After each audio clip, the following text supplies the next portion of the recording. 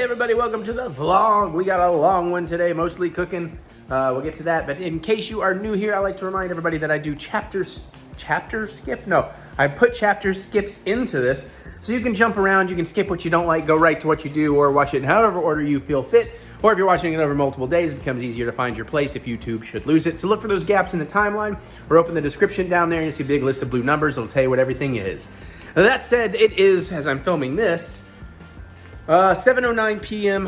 on, I want to say January 13th? I mean, June 13th? Of course, nothing's going to tell me easily. What happened to all our things actually having the, yeah, June 13th.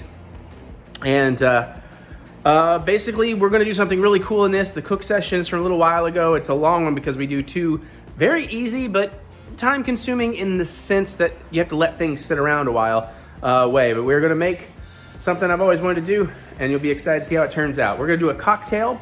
Mary and I are gonna review Transformers: Rise of the Beasts. Hopefully we'll do a quick little segment where we talk about some exciting upcoming things, like what we're excited about for Smackdown coming up, because we'll be there live. If you're watching this on the day it comes out, June 16th, we will be in the audience of Smackdown WWE.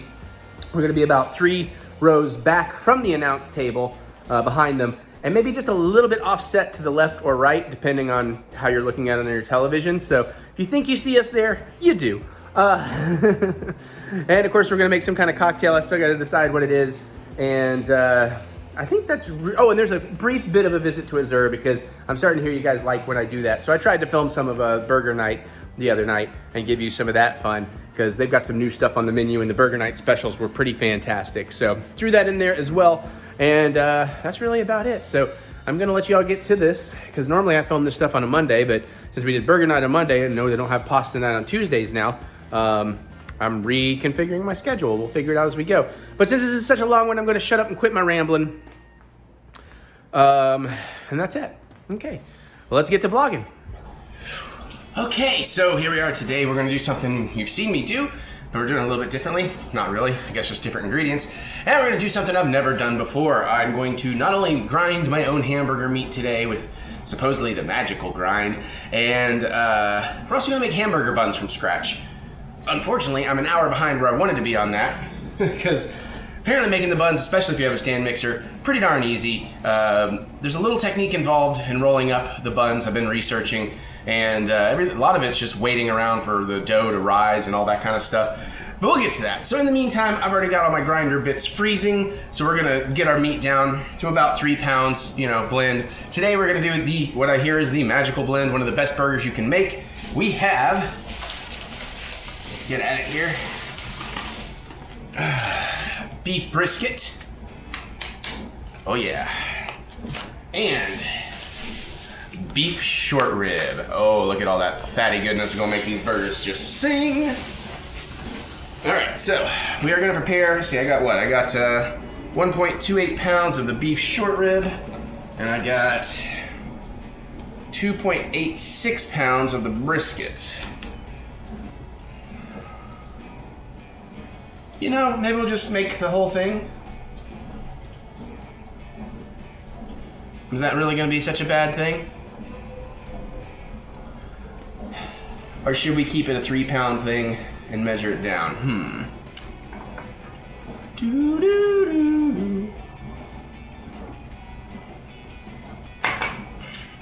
Because what am I going to do with the extra little bits?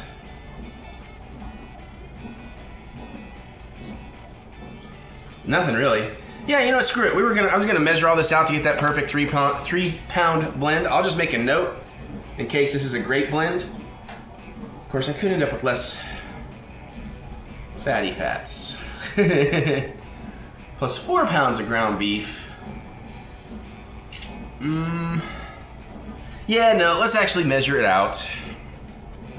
God, I really can't decide. I keep going back and forth. Forgive my appearance. I'm on my first cup of coffee. I'm about to go shave after I do this. It's also probably why I can't really decide here. Nah, let's stick with tradition. We'll do the 3-pound blend. So let's bring this down, just like last time. We got a foil-lined thing here. We got our scale. Get that on. Get this puppy on here. I really need to do something about this sugar.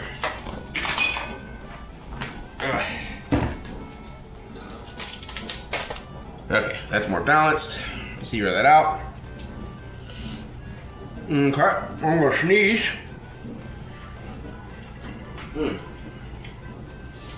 Alright, we're gonna need these tools. And I guess I can see on the cutting board, and then we'll get a little Ziploc. Okay, we get some Ziplocs. Actually, am I gonna Ziploc or am I gonna, that's right, I'm gonna freezer vacuum seal these things. I finally started using my vacuum sealer. Okay. Let's start with the short rib since it's gonna take a little less space. And again, I'm going to try and be more on the ball with my glove usage this time. You know? Right now, not a big problem. Yeah, I gotta clean up my knife a little better. Or treat it a little better. It has been washed, just something got through. Okay, that's better.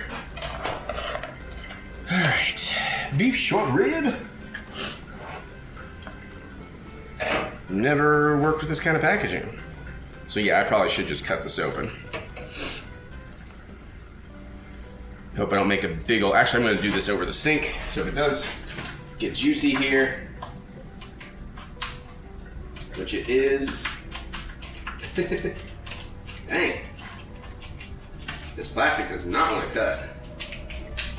There we go.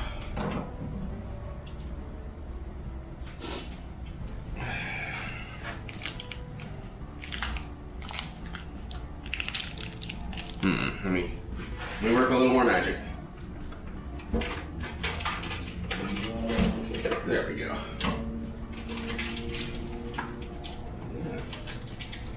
Oh shit, it's shrink wrapped again?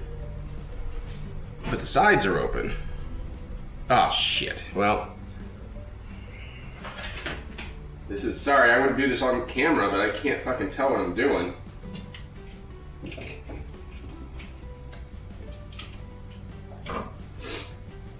This is a pain in the butt to get out. But I'm getting there. Good thing I got these meat scissors.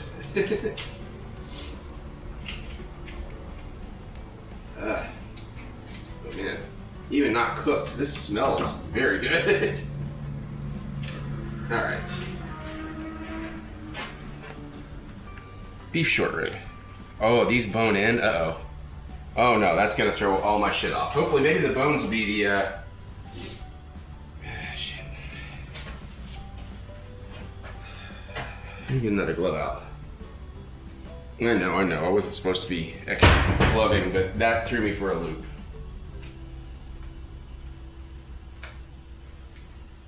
Just kind of want my knife hand a bit cleaner than it was. Shit. Well, it was be a pretty easy, quick chop. But I gotta figure out with the bones in here, we gotta work around them. Okay.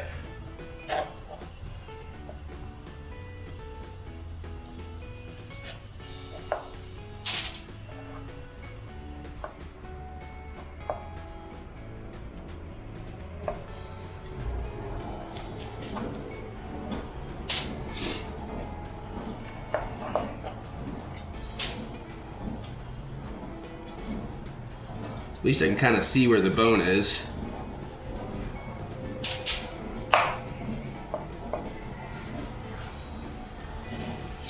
Okay, there's probably a trick for this.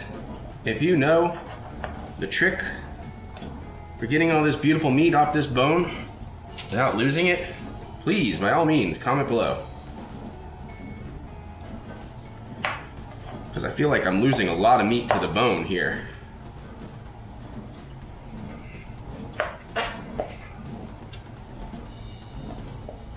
I'm definitely glad we started with this one.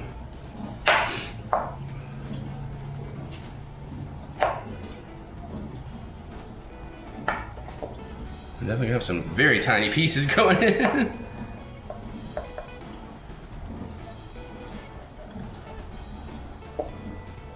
Yeah, I gotta get some better mastery of butchering. Like that feels like there's some good stuff there, but it's so tight to the bone. think that's about all we can get off of that one.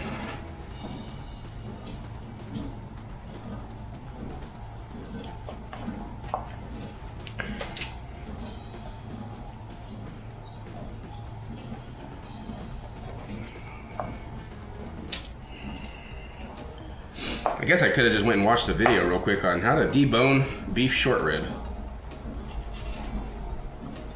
It's a good thing I live in the YouTube age, you know? We can do stuff like that. Like, I've watched Chef John's hamburger bun video, I can't tell you how many times in the last few days, just trying to understand what I'm going to be doing.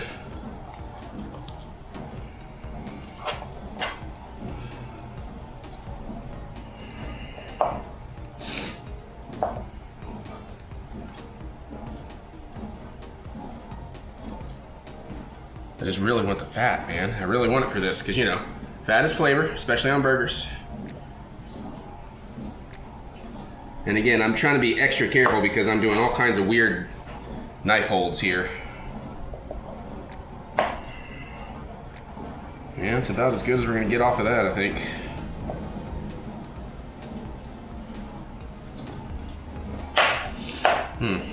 Okay. Well, so far we got 9 ounces and 7/8, so let's hope we can get at least a full pound out of this. Or at least super close. That's 13 1/4. I don't think we're gonna quite get a full pound. Shit. Well, we'll just put a little extra brisket, and then I'll learn for next time. It did not occur to me that the bones would still be in here. I should have thought that through. Bad chef. No donut.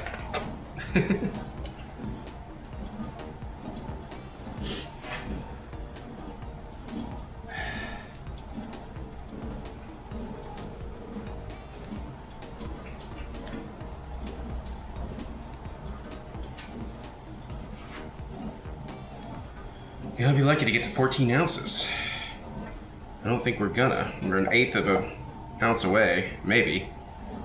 Maybe I can squeeze out just enough little extra here.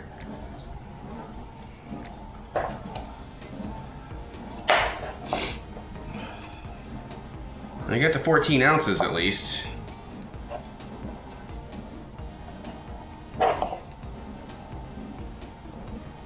Alright.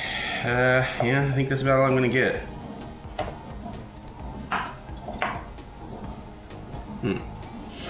I'll save those bones for something probably, because there's some nice marrow in there. Make a beef stock, perhaps. I don't know if that's enough to do it with. Might have a little more I can get off this one. Not really. Touch of fat, at least.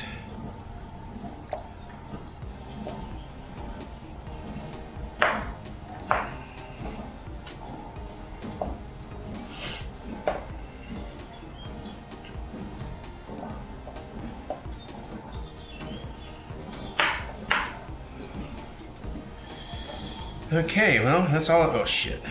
Fuck. Really? Couldn't hit the counter.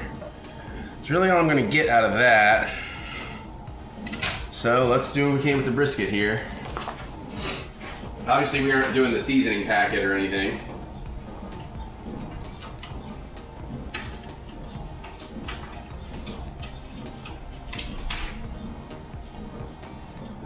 Get all that viscous fluid out.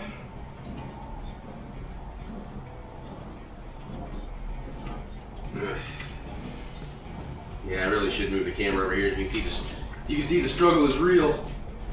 Okay.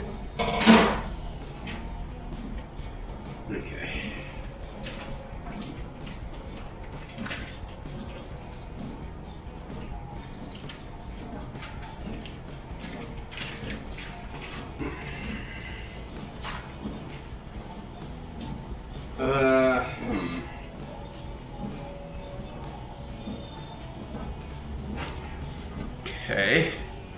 Oh, man. That is a juicy, messy mess. All right, so anyways, let's just get this up to 3 pounds. I'm gonna make smaller chunks once we get there. I need to check the other side of this too. I didn't see where the seasoning pack just went to. Might be stuck on the underside. It is, I can tell. Yep, there it is. Be gone, you. All right. Big chunks till we get the weight. Small chunks after that. Oh, it's so slippery.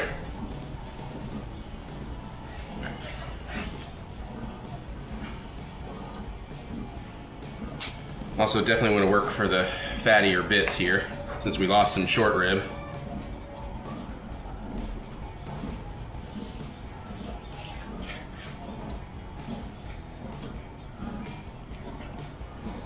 Come on.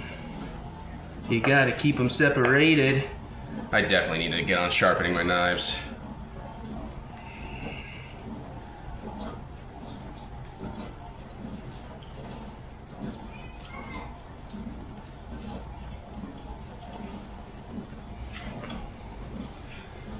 Okay. Had an awkward dream last night that I went to culinary school and they expected me to do something I'd never done. I did it wrong. And they never showed me how, never told me how to do it right, and then just ignored me. And it's like, what the fuck?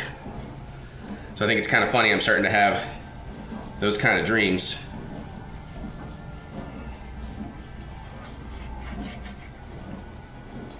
But hey, this is the life that chose me, man. I don't know if I ever told you, but I mean, back in like 6th grade, I took home ec, and one of the first things I ever made was from scratch biscuits, and my parents always raved about them. So we're 2 pounds 8 ounces. So we're getting there. I bet you that's 5 ounces. 2 pounds 13 1/8. It's close.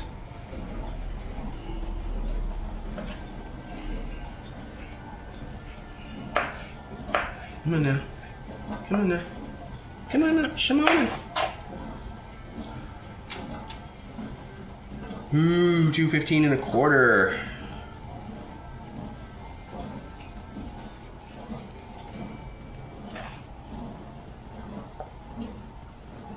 Ah, 3 pounds 3/4 ounce. Let's take a, try to get an 1/8 of this back in there. Again, I'm taking that fat. Oh, it's right on the cusp. I'm gonna take just this tiny bit here. And it's calling a little bit over, but you know what? That's fine. We'll work with that. Okay, now I have to figure out. All right, we're just gonna move this over. I'm gonna try and wipe up some of that slime, or at least dab some of it up. Slightly drier workspace.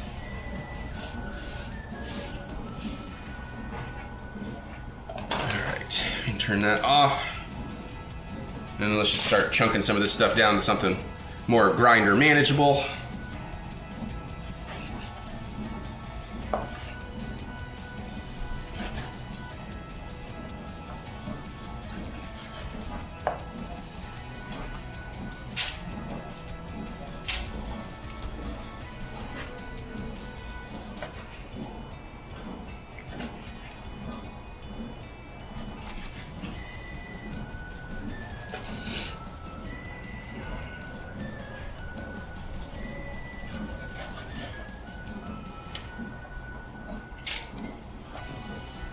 All right. Oh boy. It's gonna be a late dinner for Eric. It might actually not be burgers for dinner. Well, no, I gotta eat one because I gotta try it. Gotta try it fresh.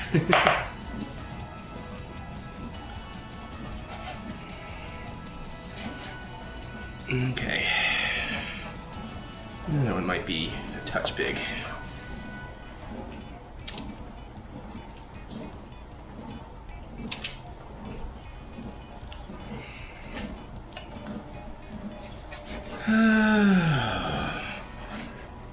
I should have more things to talk about after I get more coffee in my system, so. Plus, this section is definitely taking longer because of the deboning that I was not expecting. I wasn't counting on.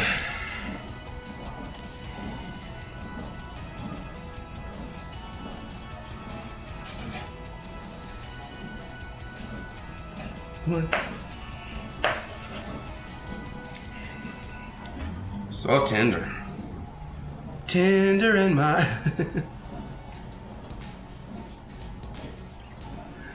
Not that seasoned yet.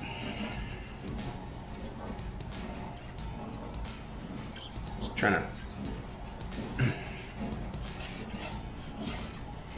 There we go. I'm probably going overboard with breaking this down. But I just want to make sure I don't end up like last time where I had a couple of chunks that were too big and I had to quickly recut in the midst of everything.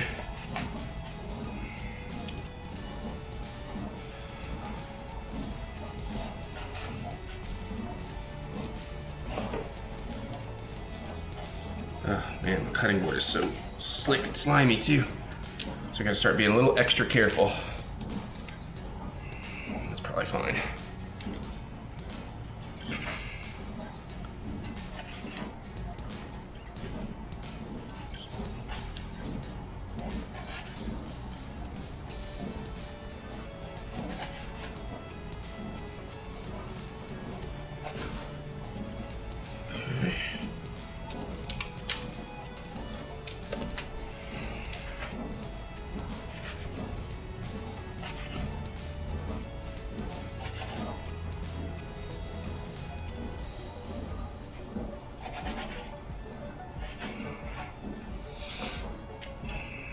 Try to start distributing some of the short rib throughout as I go. We're almost there, everybody. I think next week, or the next time I grind meat, I'm pretty sure we're gonna try to do hot dog or sausage. So that'll bring us something new to do, because we'll want to maybe grind it finer, but then we're definitely gonna have to learn to, you know, work with the casings.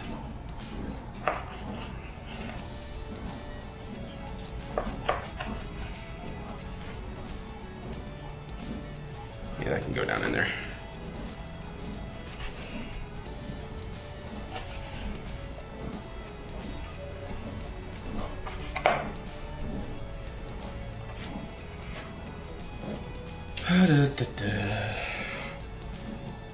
Oops.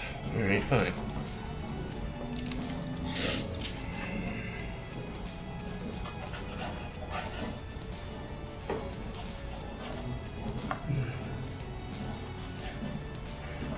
There we go. And luckily a lot of these are already kind of accidentally stripped small, so that's helpful.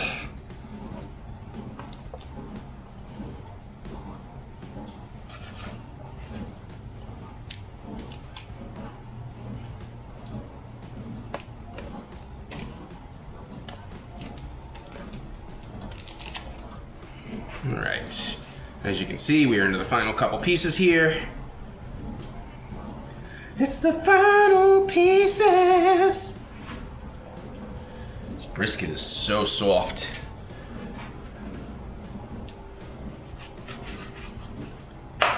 Okay.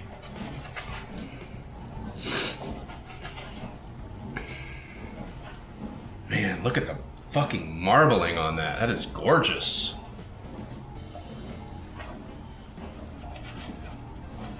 I need to do something with some beef short ribs. No, Jack, this is not for you, baby. I cannot feed you raw beef.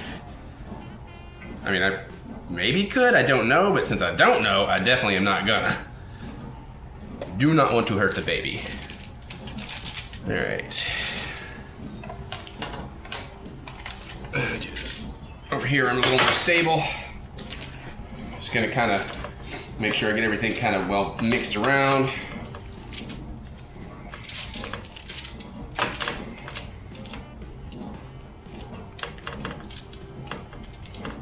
Kind of make a little bit of a flattish layer.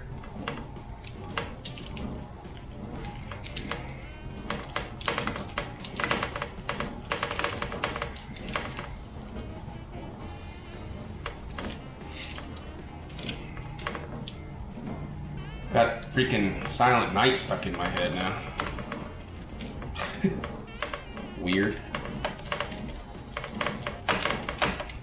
Okay, and then this will go in the freezer for about 20, and then we'll make our first grind. And I'm done. We're pulling that glove off. I'm gonna leave this one on because I may need it to do some cleanup work, but that's all you really need to see for now. We'll come back in about 20 minutes and do the grinding. Okay, so it has been like 23 minutes, that's fine. I got my grinder out and attached from the freezer. Let's get you an angle and let's do this first grind like we do, the coarse grind. So we have our biggest plate up here. Let's see, I guess I need to plug this puppy in, huh? Might work better with power. Unlimited power. Oh, and I'm going to need to glove up. Okay. I got a piece of white bread on standby. As we learned, it kind of helps push out a little bit of extra meat. All right. Plugged in, ready to go. They be fast, we be slow. That's wrong. Speed 4. And then let's just start the grinding.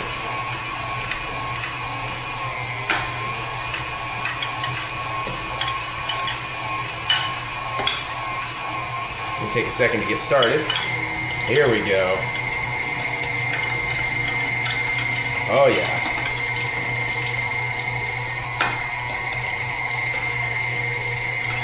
Meaty fun for everyone.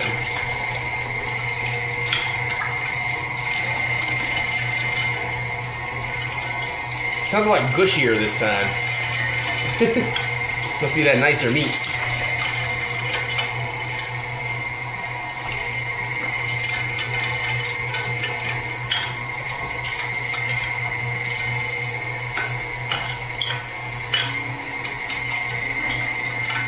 Getting a little bit of a meat sour here.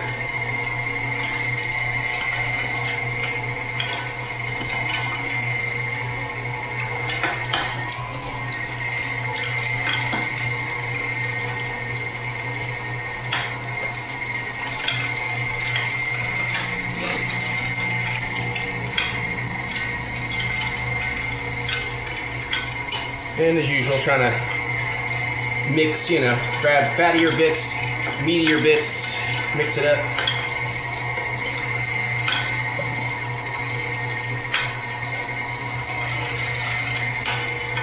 Uh-oh, that piece is a bit. There we go. It's actually grinding out faster than I can get it in.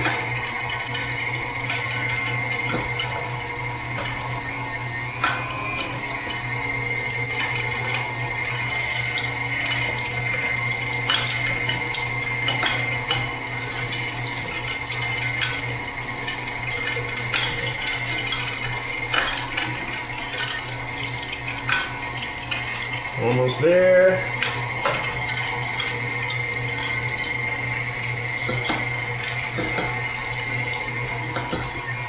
Get off my fingers.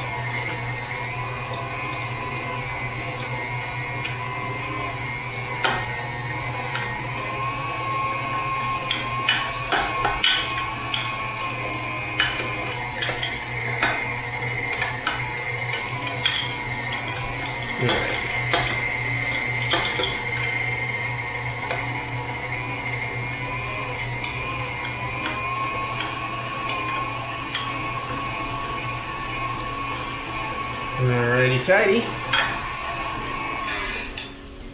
Toss this.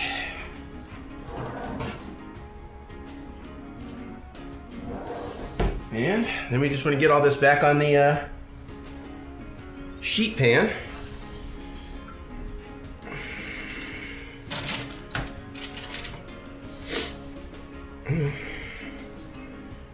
Try to get everything out so you don't lose any of the good.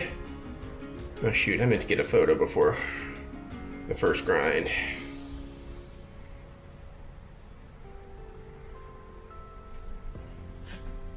Alright, I'm just gonna spread it out some. And basically what we're gonna do is we're gonna stick this back in the freezer for about another 15 minutes.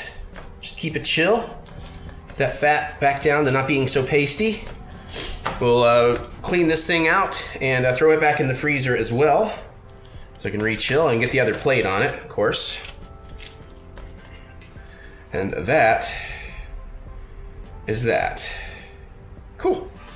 All right, it's actually been like 20 minutes, but we're gonna do this final grind. So let me, I got everything set up. I think I have it set up where I can do my weighing.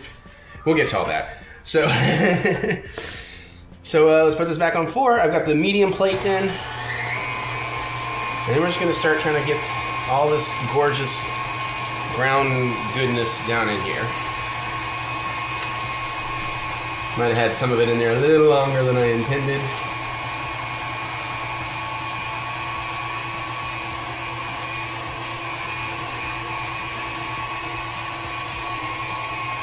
Here we go. Now we're getting somewhere.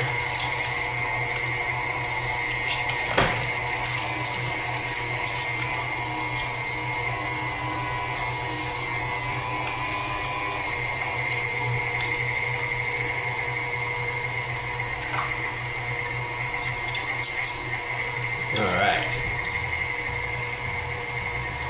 Now we're grinding with electricity instead of cooking with gas. I don't know.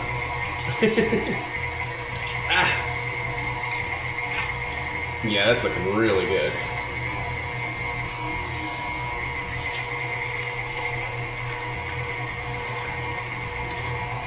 Don't you dare escape. It's too tasty. Made my tray a little overloaded to really work proper here.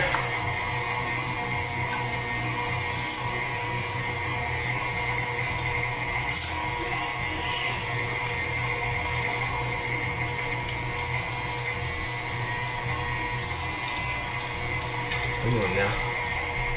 You can do it. Oh, yeah. There is something very satisfying about this.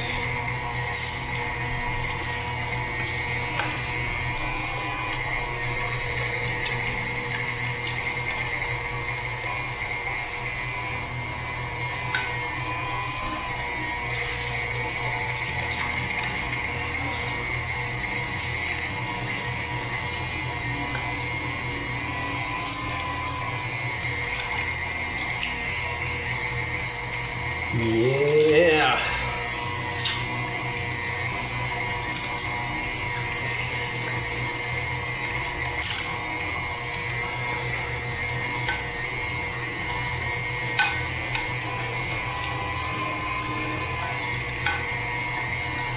More meat up here. It's coming out nice, fine. This is gonna be a super fatty blend, it looks like, so that's good. Because I liked my sirloin blend, but it definitely was a bit on the leaner side compared to what I was hoping for.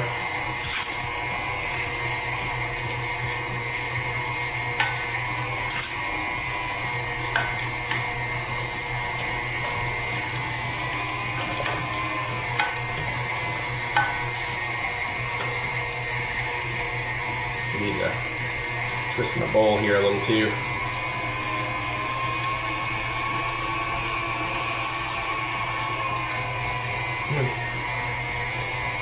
There we go.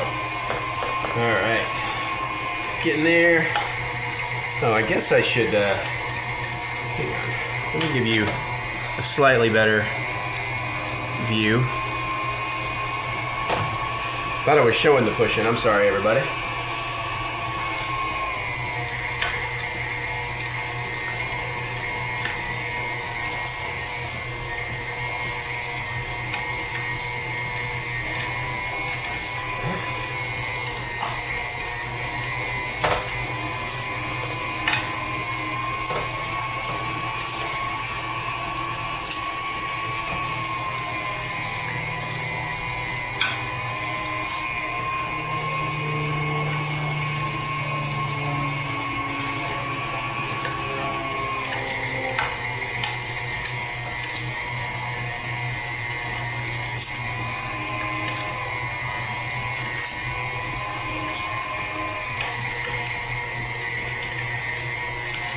Okay, we've almost got the sheet pan cleared. Just getting the little bits now.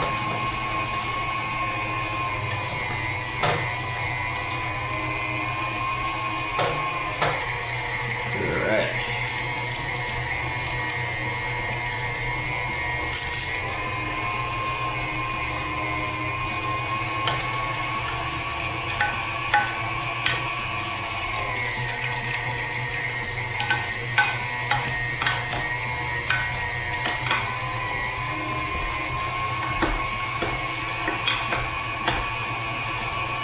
Okay.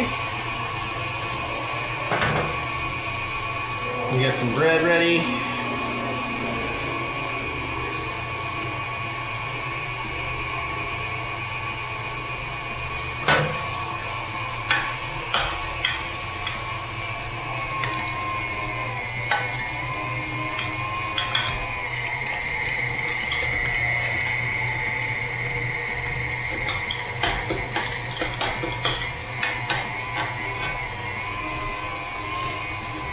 Okay, just letting that push out what it can.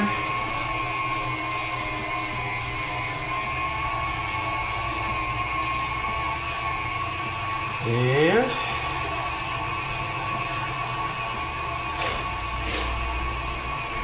oh, are you kidding me over there, Scale? Alright, fine. And we're gonna turn that off. And I guess to keep this hand a little less contaminated, because I'm gonna need one finger in a second, we're just gonna push some of that off so it doesn't fall in. It's no problem if it does. I just try to keep as much out as I can.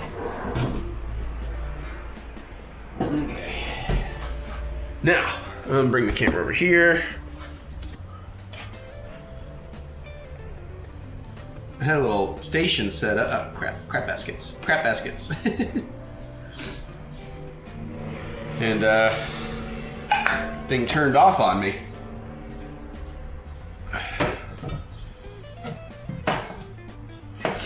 Okay, so we're gonna reset this. I'm just using this to weigh stuff out. And I've already prepared some freezer, sealing bags. Vacuum sealing bags, thank you, I could not think of the word. So we're just gonna get a pound out. And we'll work it into a little bit of a loaf. Oh, this is really tender.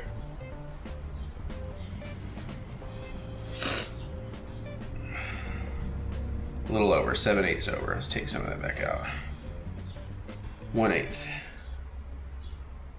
Nope, that was too much. Gotta put a quarter back in.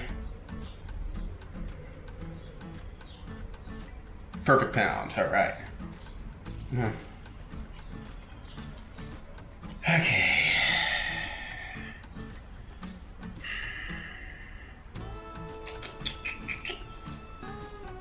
Oh, right. So I'm gonna set this on the sheet pan. I knew I had a plan for this.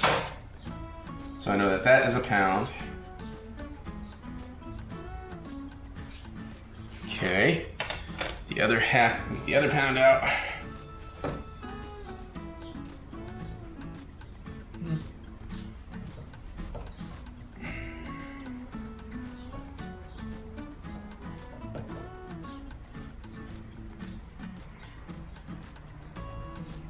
Doesn't seem like I'm actually gonna get what I thought I was gonna get out of here. Did we not do 3 pounds worth of meat?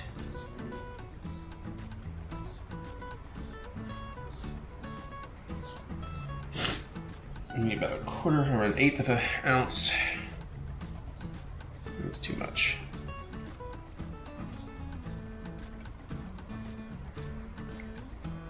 Still a little too much.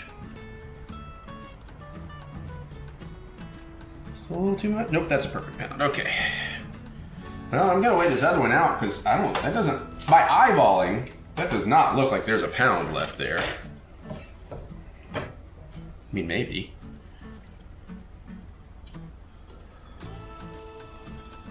Man, I don't think so. That's like way off. Huh. Guess we just lost a lot to the grind. Shit. That's like almost 3.5 ounces shy. Shit. Could have ground up some more of the brisket in there. Well, let's see. So we'll just make a couple burgers out of this tonight. That'll be what we work with tonight. Okay. So in that regard, get that out of my way. Let's see. There's the opening. Okay, there's the opening. So one for tonight, I'm just gonna put in a regular old Ziploc bag because I'm cooking it up later tonight. So the trick here is doing this without, cross-contaminating too much.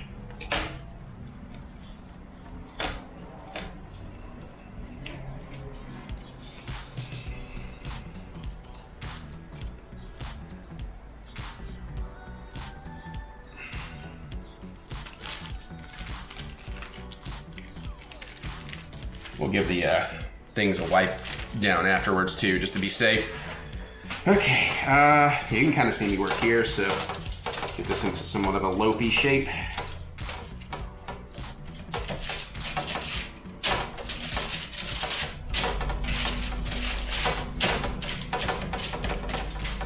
Okay.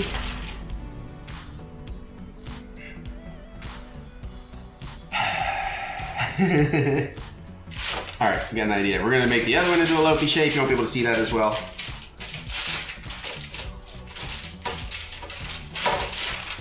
Trying not to lose. I feel like I'm losing a lot of fat content on the foil here.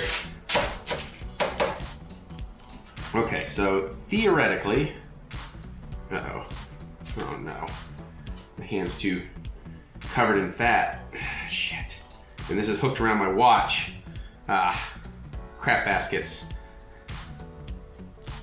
Can't. There we go. Okay. Now I can do this. Okay, let's see. Let's see if I can make this work.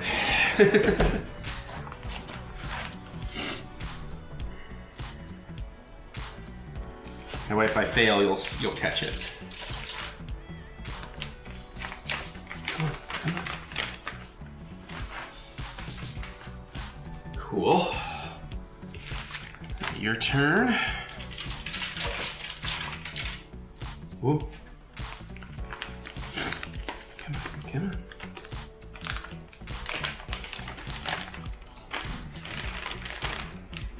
Cool. All right. Can I show you this? Maybe. I don't know how well you'll see this, but we got the sealer. I'm gonna turn that on.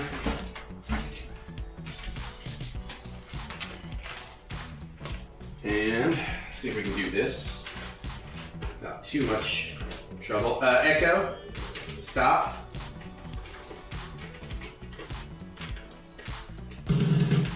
Echo, stop. Don't get any damn copyright trouble.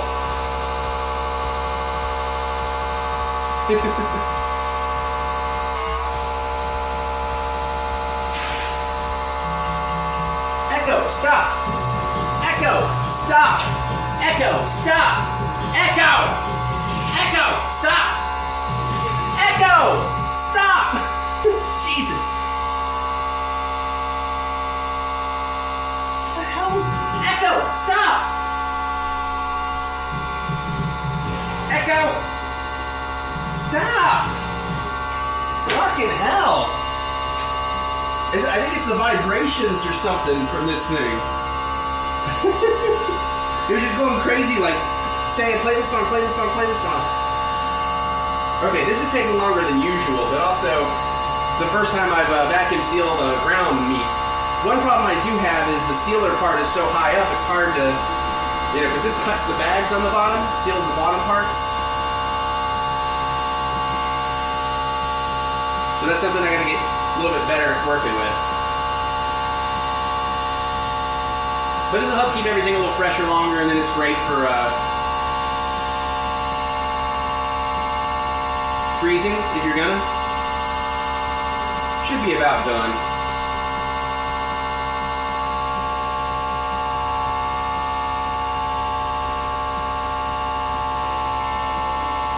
Where's it having trouble? Can I help it?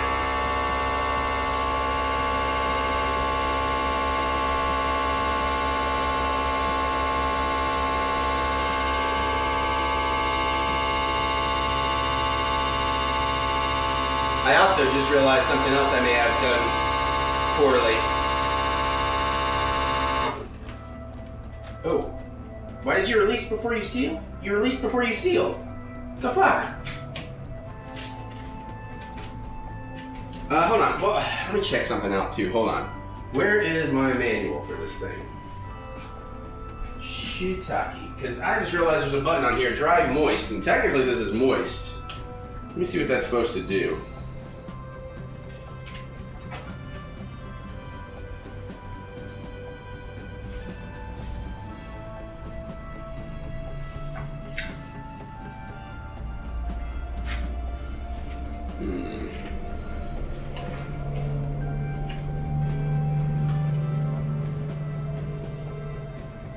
how to.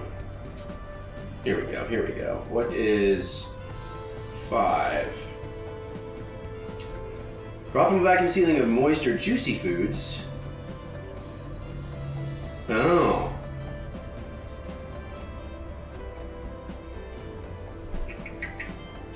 Let me check something.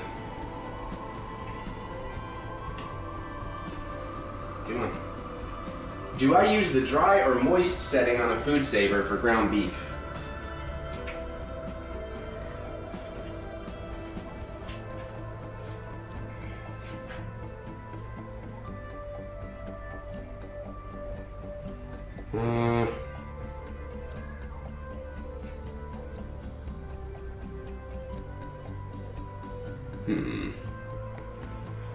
No, I think it's fine. I don't know why this failed. Let's try it again.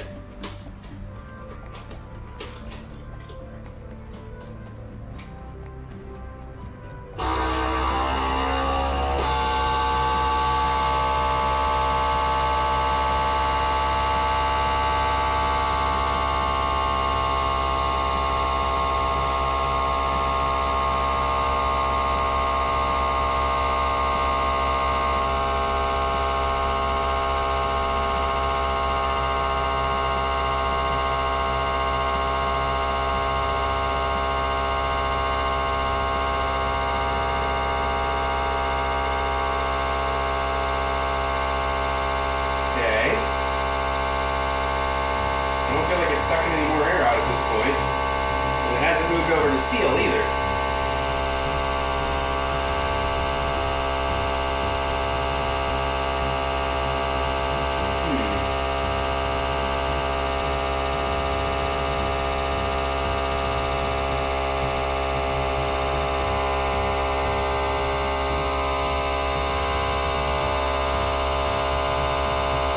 Man, I got shit to do. Come on.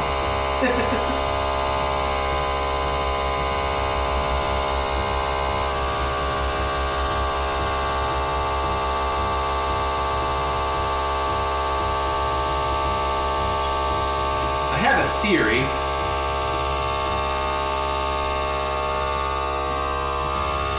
Got a spare glove. I'm going to set up this next bag. We're going to try something here. If this one fails again.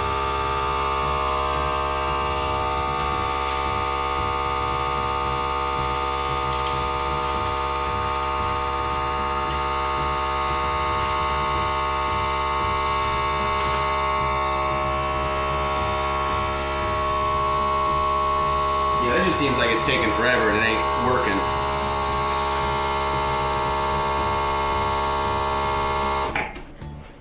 Yep, failed again, okay. Well, we're gonna try this. So what I did was I pushed the meat. Shit, I have to get my, hold on. Let me do this with this too in case this works so I don't have to do an extra glove.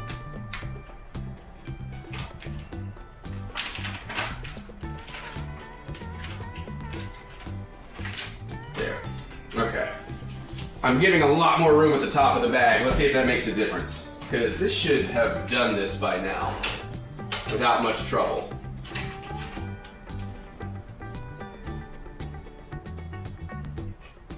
Come on. So hopefully that difference makes the difference.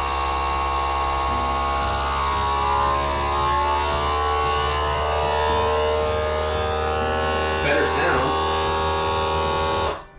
Ah, we're good. It's actually sealing.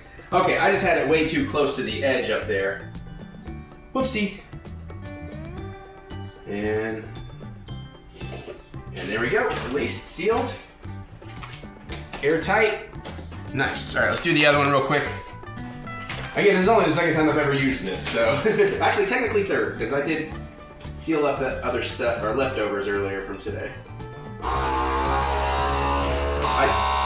I do need to order more of this roll though, because I got plenty right now, but I want to have the rest ready to go when I'm ready for it, you know?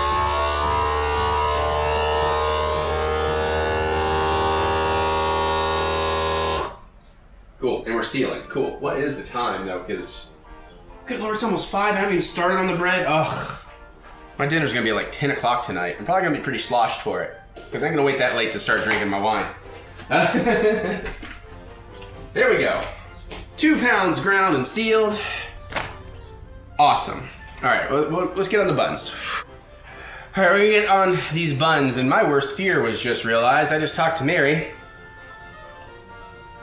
and last night I had all this stuff set to wash, so I had my mixing bowl and dough hook and all that stuff clean.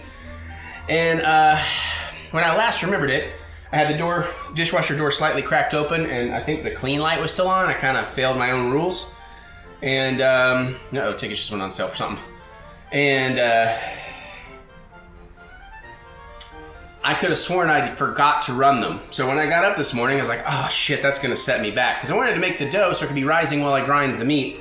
So I was like, well, I guess I just gotta do it. So I just washed them all again, only to find out, okay, Asteroid City. Only to find out just now that my worst fear was correct. I had washed them. Mary had just opened them to let them hopefully dry out. Yay me. All right, anyways. Let's do this thing I've never done before, and now that it's like 5 o'clock, it's 5:05 p.m. on, I don't know what today is. May something. The hell is the date? May 24th, okay. The kid's playing with something next door that... All right, anyways, first thing I'm gonna do, I'm gonna measure out, I wrote this stuff down too, hold on. I wrote it down so I didn't have to keep watching Chef John's video. I wanna get my flour prepped. Just gonna have that measured out. That's what I'm gonna do first. So, let's turn this on. Even though we're gonna use flour at different stages, it kind of gives me a measurement for how much we're actually gonna need. So we wanna get a pound of all-purpose flour prepared here. Oh, I am gonna need to melt some butter.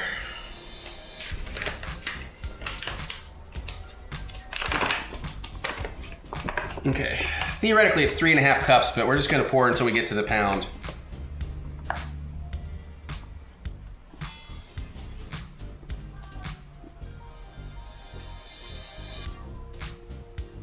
Getting there. 15 1/8. 15 1/4. Oh, I went over. I know what to do. Pardon me, sir, may I borrow a spoon? That's gonna work. Got about 1/4 ounce I need to get out of there. Okay, about 1/8 ounce. So. Boom, got my pound of flour. Excellent. All right.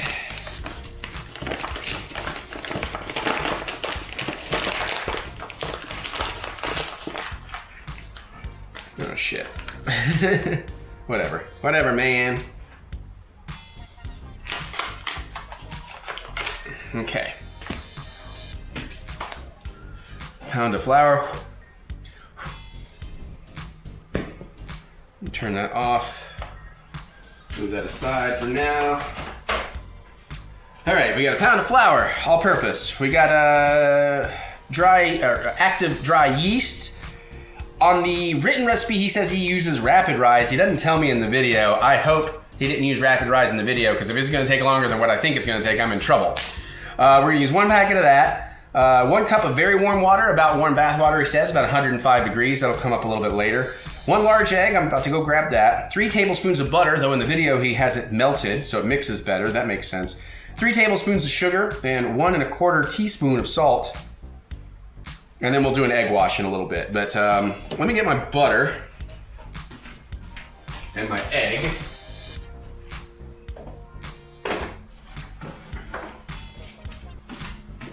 We'll just use the microwave to melt the butter.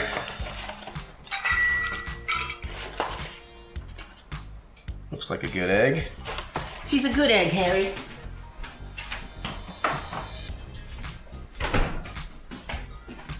And we'll cut to melt in. And he doesn't say if it's salted or unsalted butter. I am going to assume that it is unsalted. And it's 3 tablespoons. I'm gonna leave about 2 tablespoons left, okay?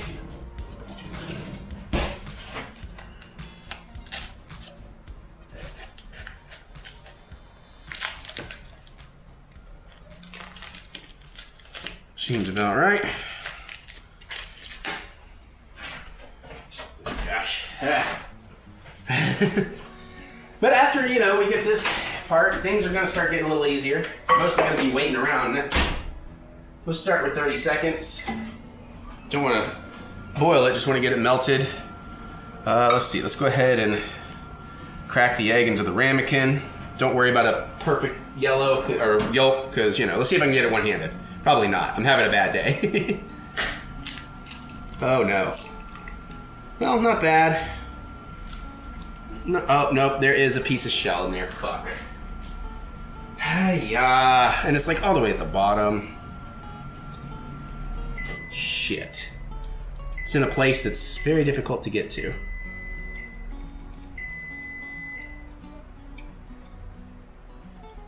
That shell is supposed to pick up shell, come on.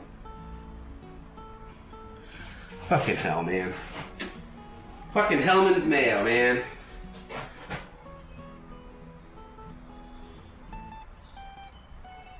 Come on.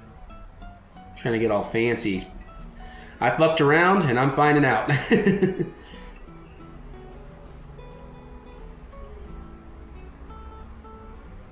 Come on, I can do this. I can do this. Maybe I should have got a little spoon. Shit.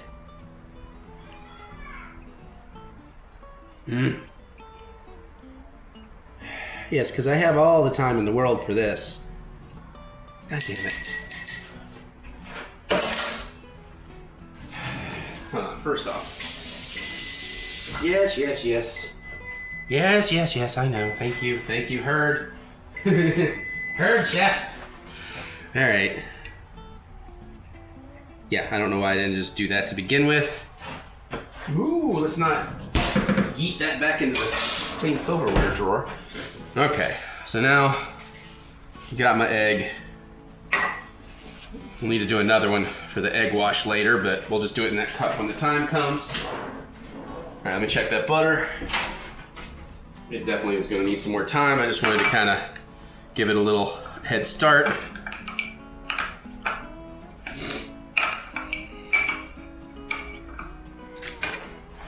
Like another 30, probably do it. Okay.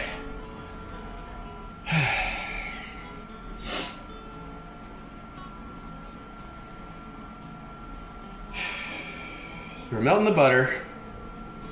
Let's go ahead and get our 3 tablespoons of sugar out. Let's just mise en place this shit so I don't fuck up.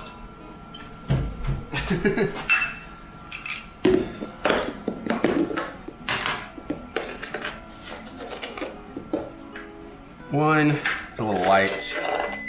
It's also a little light. 2, 3, let's just get a little bit. Okay, that seems good. So there's my sugar.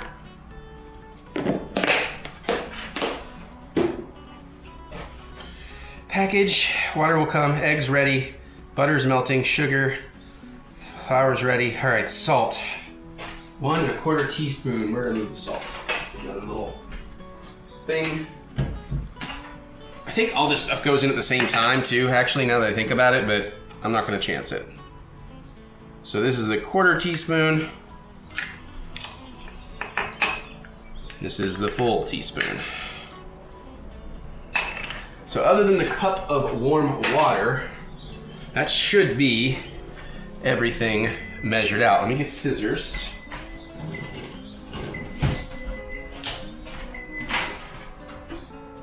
Butter is almost melted, so we're gonna go back in for a little bit more. Maybe like 20 seconds. Drink this cold ass coffee. All right, now I'm gonna switch over to my notes.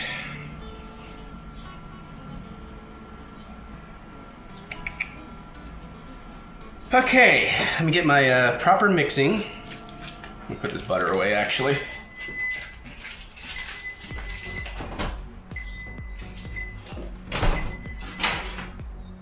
Oh! I went to swirl and I splattered a nice little chunk of it. God damn it. And so now my measurements are fucked. Let's put a little extra back in here. I don't think I lost that much to the door.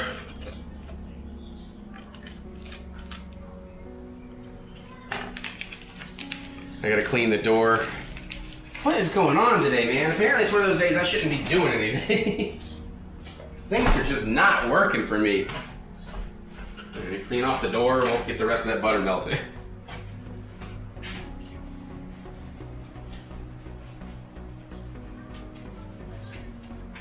Alright. Try 20 seconds, I guess. 22 seconds, easier. Okay, now, okay, thank you, phone, for turning off on me. Now, let's grab our stand mixer bowl. This is the bowl included with the stand mixer. We want to get the, I need a half cup measure, apparently.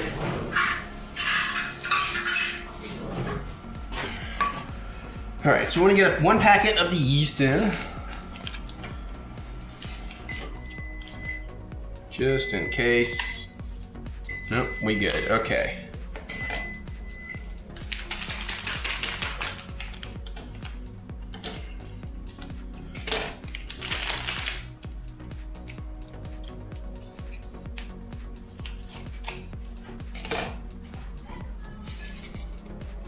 Okay, there's our yeast. How's that butter? Is that melted? I'm gonna say it's melted enough. Okay, half a cup of the flour.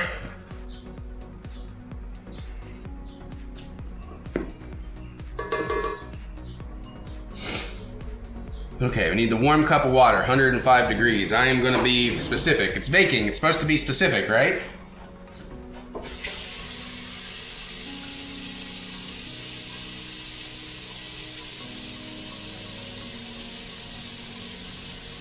I'll let that warm up a little bit. Give me a whisk ready.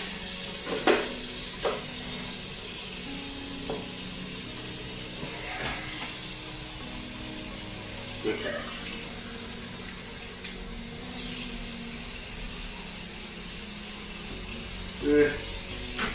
I got 1010. We'll top it off with a touch of cool water. What, did I say 1010? Seriously? Okay.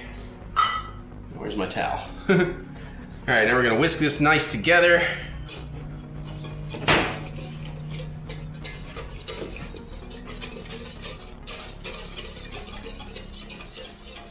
Can't really, so I can give you a better angle on this.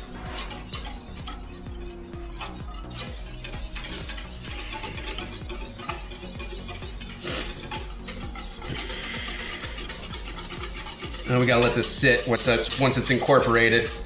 Okay.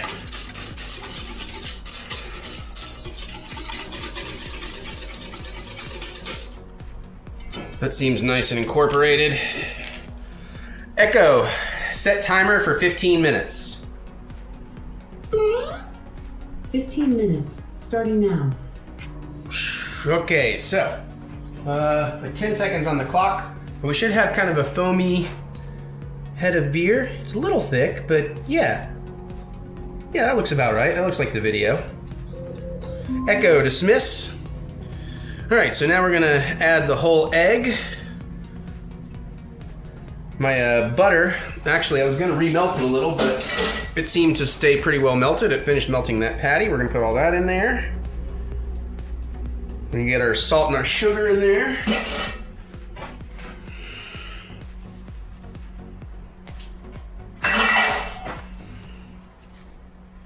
And now we're gonna whisk all that. Oh, jeez. Gotta be careful. Whisk all that thoroughly.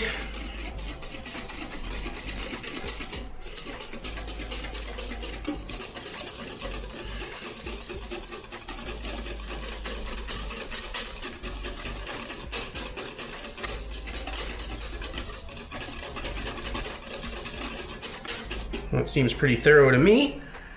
And we're gonna dump in the rest of the flour, and we're gonna go over to the dough hook. So we're gonna let it do the work from here on. Mostly. Oh, I'm an idiot. Well, I gotta go back and get that flour.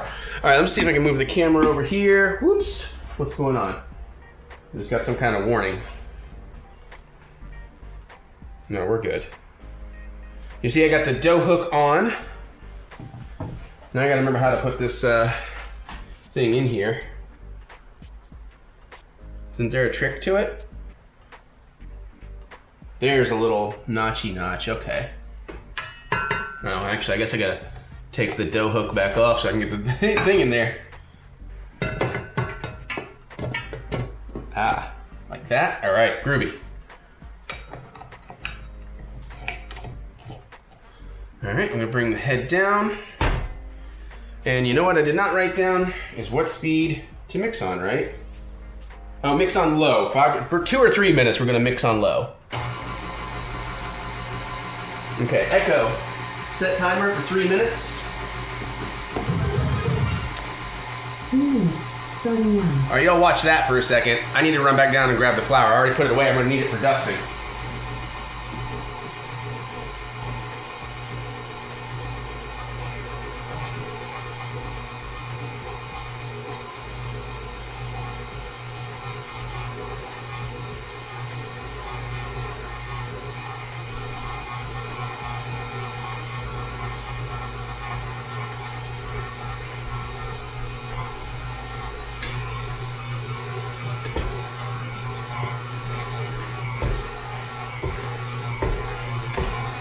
Do I need to lock the head? Probably need to lock it. There we go. Good catch, Eric. Let me get a little bowl out. Just gonna put some flour in the little bowl so we have something for dusting. I hope I have enough camera or card space left to capture all this stuff.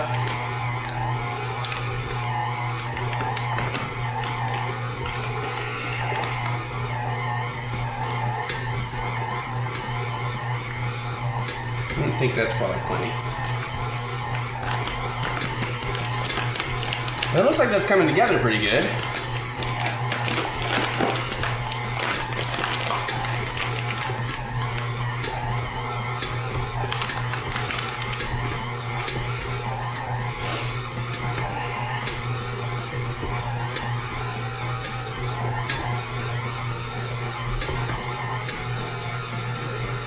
Okay. Yeah, look at me. Look at me baking. Oh yeah, I haven't baked anything like from scratch probably since 6th grade or something. 6th, 8th grade. And of course you can do this without a stand mixer, but come on, this is like, this does so much of the work for you. If you've got one, use it.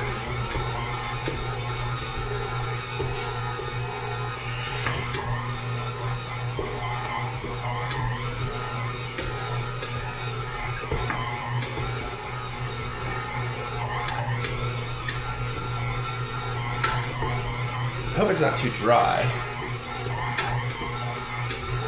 Because I know how to fix it if it's too wet, but if it's too dry...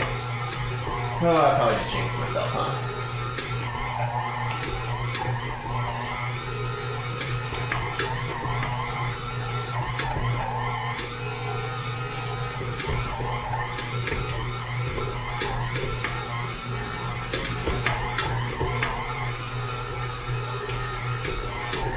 Alright, we're almost done with this part.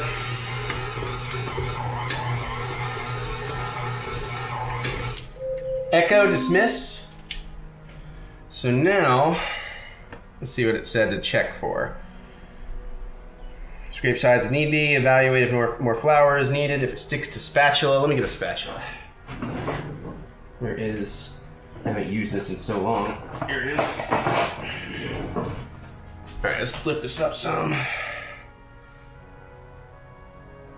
No, that seems about right.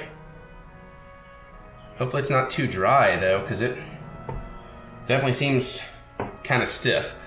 All right, so seems good. Let's do it for the other 2 to 3 minutes. So lock the head, low speed.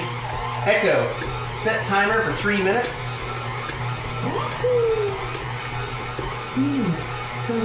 We'll probably pull that a little early. I just wanted to have the full time frame to work from. In the meantime, I'm going to set up my workspace over here. I got a silicone pastry mat. I probably really should have got some smaller ones. This one's going to take up a lot of room.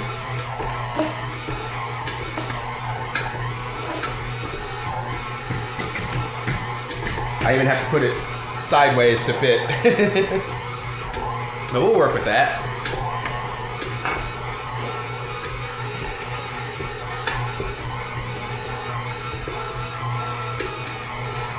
Now I'm going to put it on mute and I'm going to watch a little more of John's video just for texture. Chef John, Food Wishes. He's always a great place to start from. I just worry my dough ain't that sticky.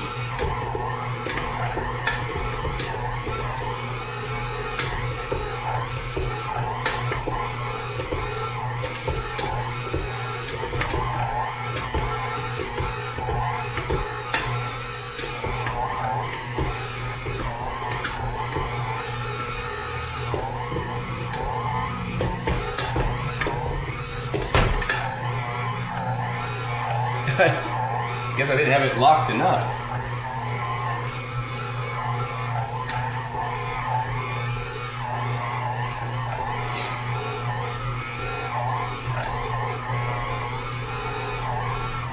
Oh, 5:40 p.m.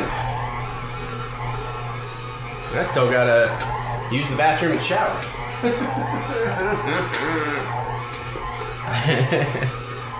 That's right though, we're close to being done for a little while.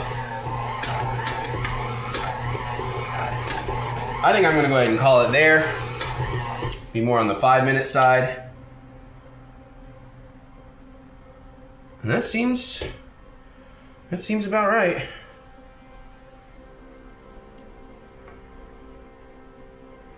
Of course, nobody really told me how to get it off the dough hook.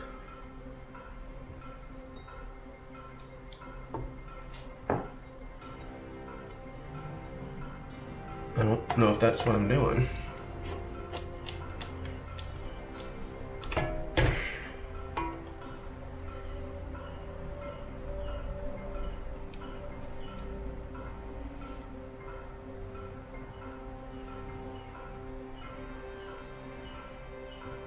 Okay, I guess that works. Coming off nicely.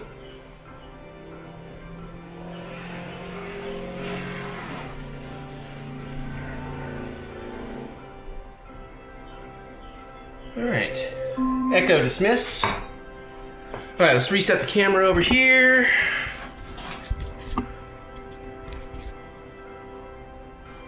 Yeah, there you go, there's my pastry mat. Actually, let's push it back some more, see if we can get the better angle here. Okay, it's about as good as I can do for you. Alright, so well first let's do a little light dusting for where we're going to be working.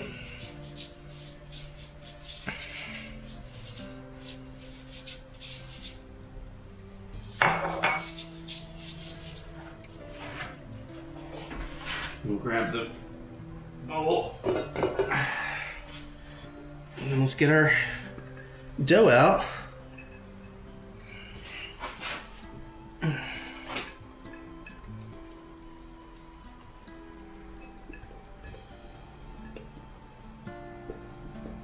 Whoop.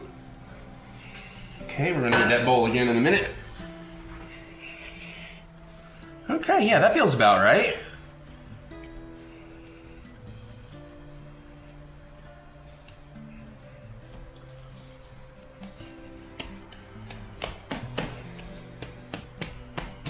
Okay, yeah.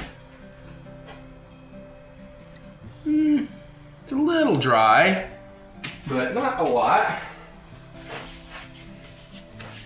So now we're gonna wipe out the bowl.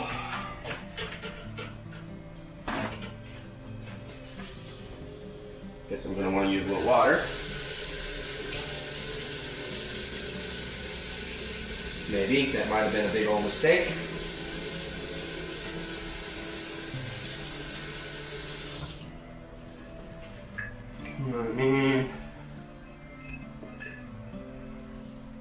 maybe I just needed more water.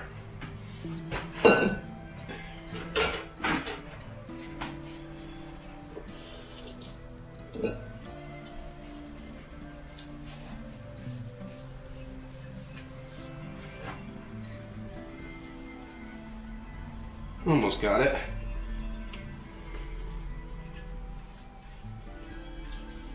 Okay. Alright, how are we doing? Alright, not bad. Not bad at all. Let's get that dried out.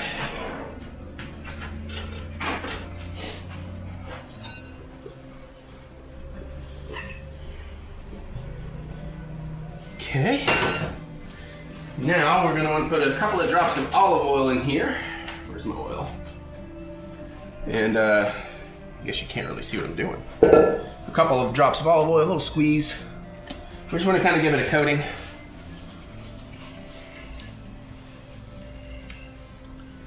Honestly, probably could use a little bit more. Let's get a little bit more in there.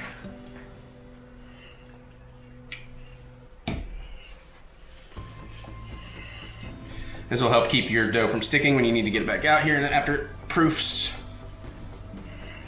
Yeah, let's get a nice little coating in the bowl. Take our nice loaf here, plop it right down in there. And we're gonna cover with foil and we're gonna let it sit for about two hours until it doubles in size. A lot of people keep it in the oven. I might, but I'm gonna have to move an oven rack.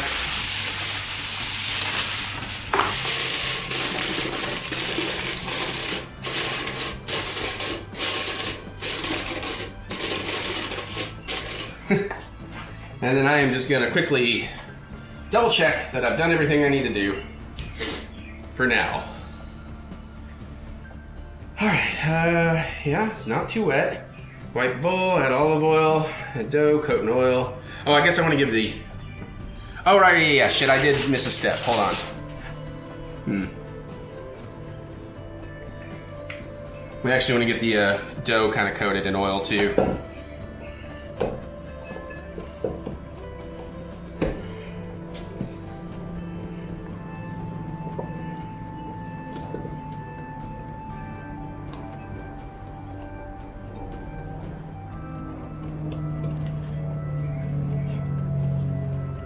Okay.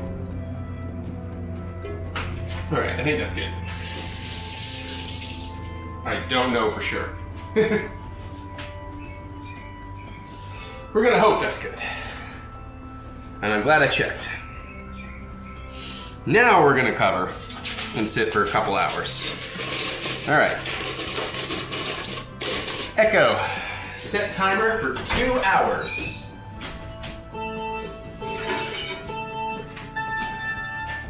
Two hours, starting now. Sweet. I'm just gonna get this in the oven, and then we'll come back and we'll do the next bits.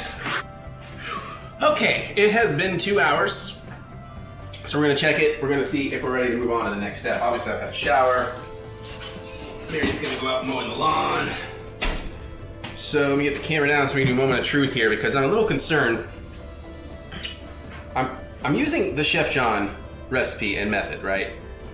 And when you click on the rest to get the physical recipe from his video, he says he uses fast rising yeast. He did not say anything about fast rising yeast in the video. So let's see if this actually doubled.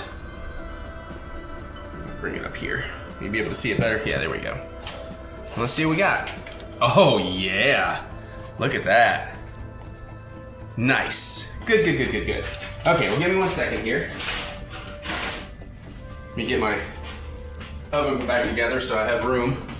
Had to take one of the grates out. These grates really, we need to give these a good cleaning. It's been a minute.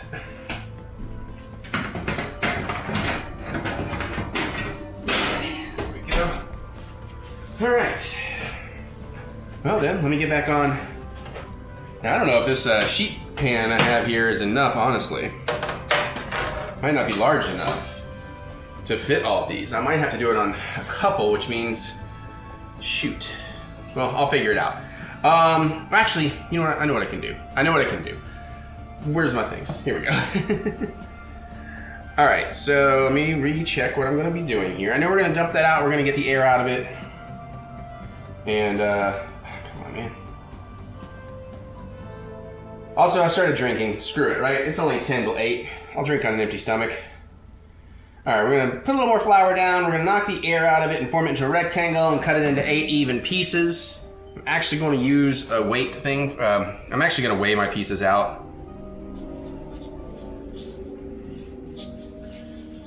My plan. There we go. Bloop. Nice. I must have done a good job of toiling because that puppy came right out. So apparently we're just trying to work the air out of it.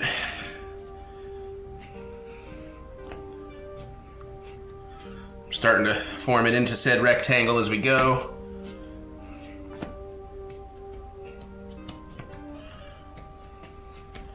That seems about right.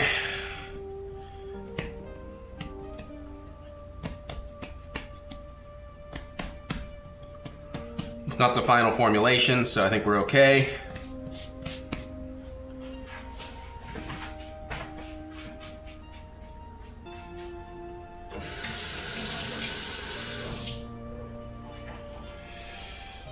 Alright. Get my scale back out. I guess we'll get a little plate for the scale. Hopefully it won't stick to the plate too bad.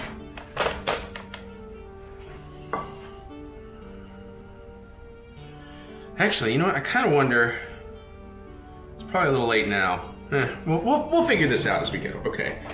Is this the cutter? This is the dough cutter. All right. Approximately in the middle. I guess I could have lined it up with the mat a little bit better. Oh, shoot.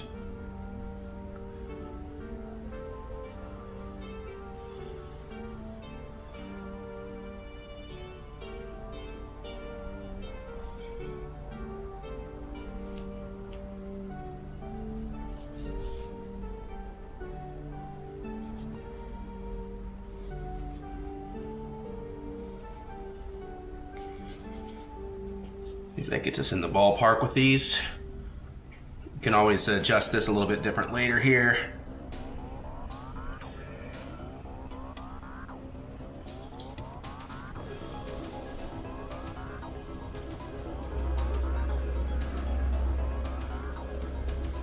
Okay. Now let's see what we're working with here. Zero that out. So like that one is 4.5 ounces. That one's 4 3/8. Take a tiny pinch off there. A little more. A little more. Or actually, no, I guess if I'm wanting 4.5 ounces, we want a little more on there. I think 4.5 is going to be too much. Let's go for 4 ounce balls. Right. That's 3 7/8. 3 7/8. That's 4 ounces exactly right there. Come back to you. We know we gotta take like 1/2 ounce off of this puppy right here. 1 more 1/8. Okay, that's a 4 ounce ball. Oh shit. Okay, those are my 4 ounce balls.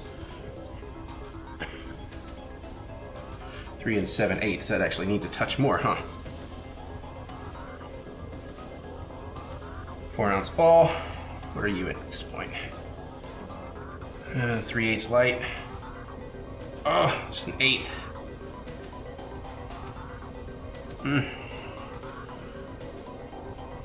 Okay, that's 4 ounce. What are you? It's missing a 1/4 ounce. Yeah, these probably need to actually be smaller. 3 7/8, sure. Let's go back to like, ooh, that's really short.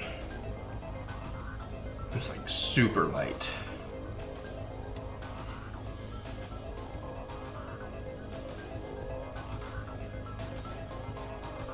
Two and a half. I don't think we want to go 2.5. No, that's 2.5. I feel like we really want to go like maybe 3 ounces each. Hi, Mary. I'm trying to figure out how much. You know what, hold on, let's do it. Now that I got these all separated out, let's actually just do this real quick. Let's see how much the whole thing actually weighs. Yeah, it was a late thought. All right, whole thing, 1 pound, 12.5 ounces, 28.5 ounces. So Echo, 28.5 divided by 8. 28.5 divided by 8 is 3.5625. So a little over 3.5 ounces each is what we want. Okay. 3 5/8. That's a little low. So we'll aim for 3 5/8 with each of these. That's 7/8. That's 3 5/8. Okay. I'm not sure how well that's going to work. What? Stick it, pulling it apart and trying to stick it back like Oh no, it totally works. Trust me. I've already tested it. Okay.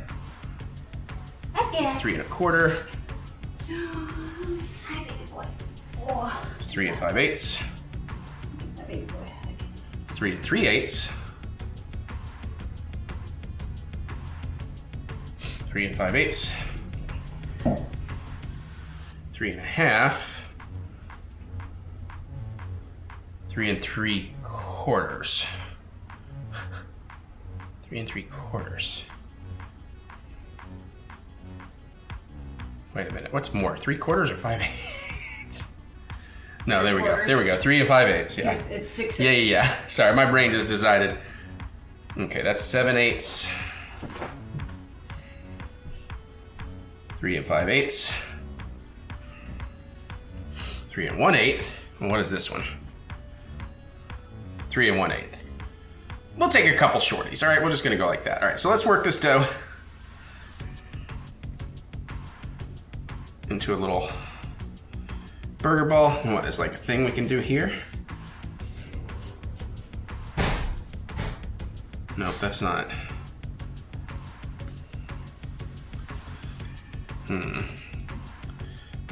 Probably should have rewatched the technique videos. Crap baskets.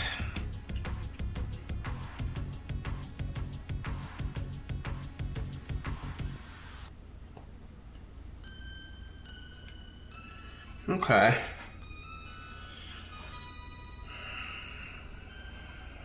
So we're gonna kind of form them into as much of a uniform ball as we can. We're gonna try to get rid of some of these creases.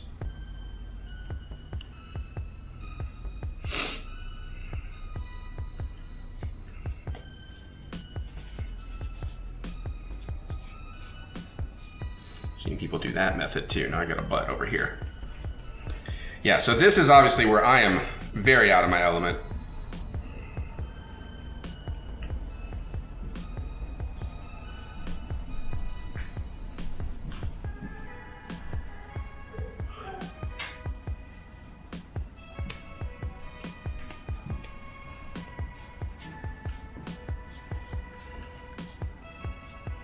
Why? He's so cute. Me? Being a baker? Candlestick maker? Ah, yay. All right. These are definitely gonna be the first versions. Okay, I'm just all over the place. I'm not doing anything I learned correctly. Here we go.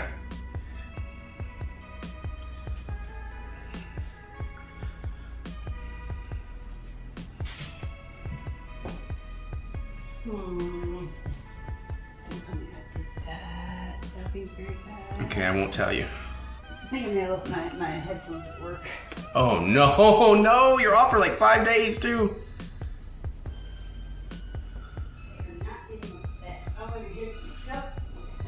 You got them? On their side where everything is black and it's dark in here. Okay, well at least you found them. That's the important part. Yeah. That isn't the important part. I think I'm doing this right, y'all.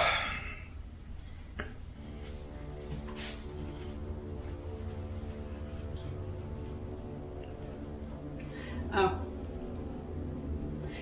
So, I've been listening to a new podcast called Digital Folklore, Okay. talking about how folklore is created in the modern age, Mm-hmm. and how what role it plays in society, yada yada yada. The episode I'm listening to right now is about LARPing, and their very first example that they come up with is the Star Cruiser. The Halcyon? The Halcyon, yeah. Cool. Because technically that is a form of live action role playing. Absolutely what that is. But not enough people, general people, know what that means for that to be the way you sell it to general people. Yeah, true.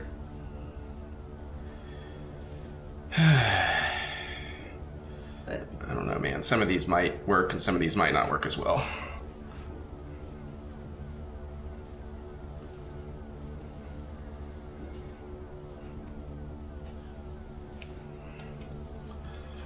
Some of my shapes are a little... Well, I wonder if you can do like what we do with hamburger patties, just take your hand and just basically like where we'll have it on a plate, we'll spin the plate around and use the thumb to kind of get into a circular shape. It's like... I cannot focus on that and this at the same time. I appreciate it. All right. I do, but I can't. I'm gonna go get out of your hair. No, I can talk to you. I can't focus on visualizing that while I'm also trying to do this. Mm-hmm. But anyways, I do need my friends more. All right. There's just enough cloud cover to make it dark early. Gotcha. I hit the light switch. I'll go ahead and turn on the back porch light just in case I Gotcha. do start running out of light. Although my lawnmower has headlights on it, but...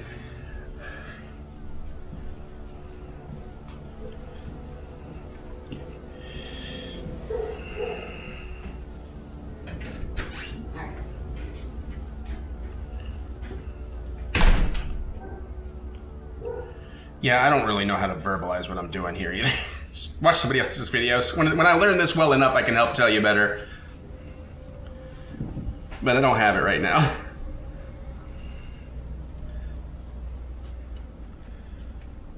Also, I hope my tray is big enough, because I could just line another one with parchment paper. These are going to have to sit up for another hour, so they're going to get a little bit bigger.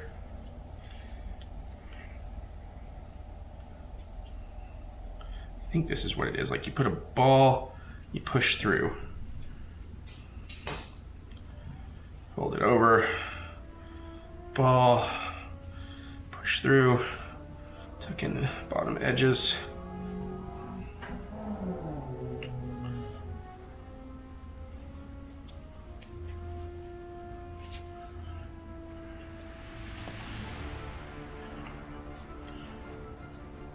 Okay. All right, so hopefully that works. I mean, it looks kind of right, most of them. So now we're going to loosely drape. Do not seal, just loosely drape some plastic wrap over this.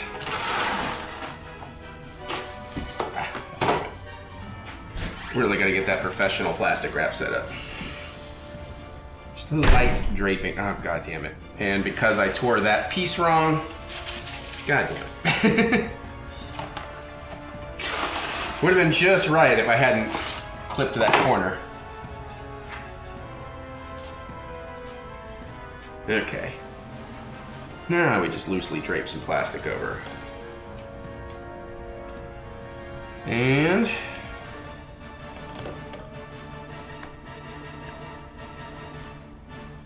that's that. We're gonna let them proof for another hour. So Echo, set timer for 1 hour. Echo, set timer 1 hour. 1 hour. And we'll come back. Starting now. Actually, I forgot. I just about did that. Echo, cancel timer. 1 hour timer canceled. We're gonna do a light dusting of flour on these.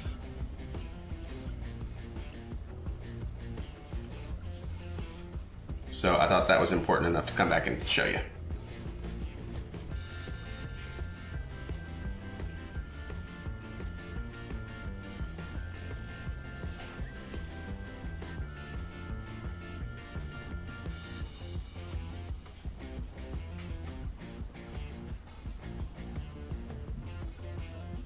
That might have been too much.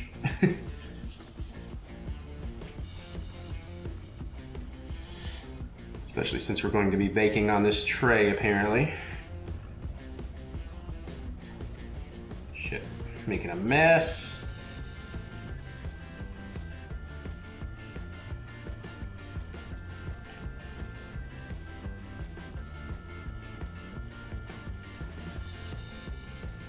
Trying to get those shapes, man.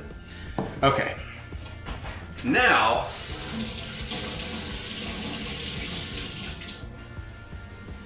where's my towel? Here's my towel. This stuff is so much easier when you've already done it before, so little things like don't drape your plastic on top of your hand towel come in handy. Handy, see what I did there? All right, so we can get this plastic back over. Okay. All right, there we go. Now, we're just gonna let it sit back in the oven for an hour. And again, oven is off, it's not a warm oven. There we go. All right, now I'm gonna clean up. Okay, it has been literally 1 hour. Echo dismiss. We gotta make our egg wash. We're gonna get these puppies out. We're gonna start preheating. These look very nice. Perfect? No. I need to work on my forming. But look at these. Look at these fucking buns.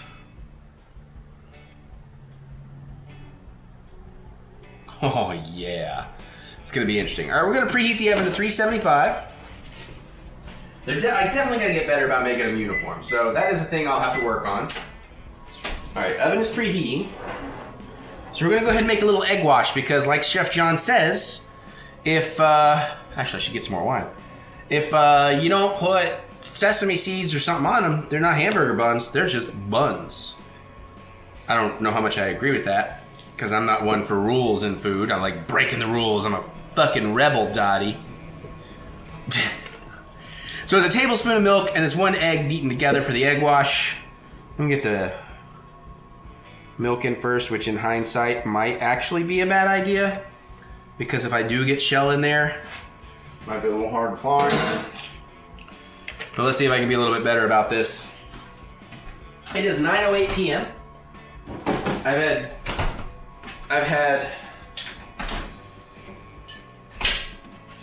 I've had whatever was in this bottle before I started to now on an empty stomach. I just did some trailers. It was very fun. All right. I'm one with the Fulse is with me. Nope, not one-handing it. But at least I didn't get no shell in there this time. It was close. It was close. I'm getting, you know, getting a little better. Getting a little better. The more you do things, the better you get at it. All right, let's whisk that up. Break that yolk.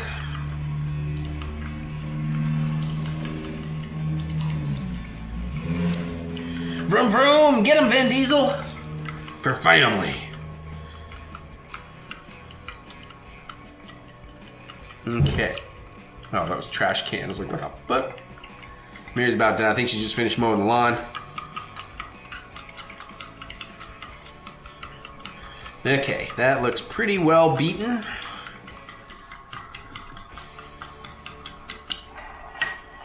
Let me clean this shit up a little bit more. We'll get some water and, you know, we'll do a proper clean in a minute. All right. Now, we're going to lightly brush these, because whatever gets brushed is going to toast a little different color. So I've seen some things where they roll down and, yeah, God, these are not very uniform. I definitely got to work on my forming skills. So anyways, we give them a little light brushing. I'm going to let excess drip off because I don't want it to run down the buns too much.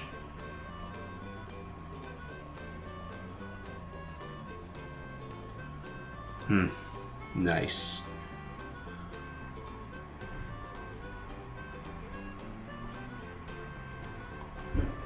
Okay.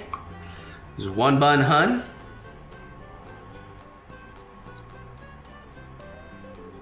What was that? Get a coffee ground in there or something? God damn it. Coffee toasted bun top? Sure. Actually, you can do things other than sesame seeds on here. And I You bet your bottom dollar I very much intend to explore some possibilities there.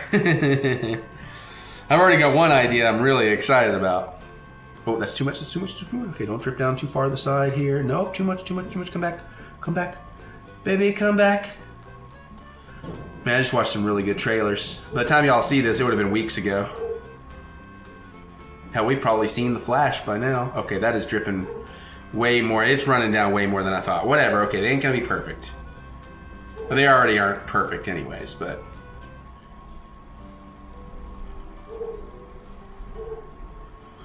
This will help, A, it'll help the seed stick. B, it'll make sure they get a nice golden top. Like you tend to see with your burgers. Now, I think a couple of these buns might turn out near perfect.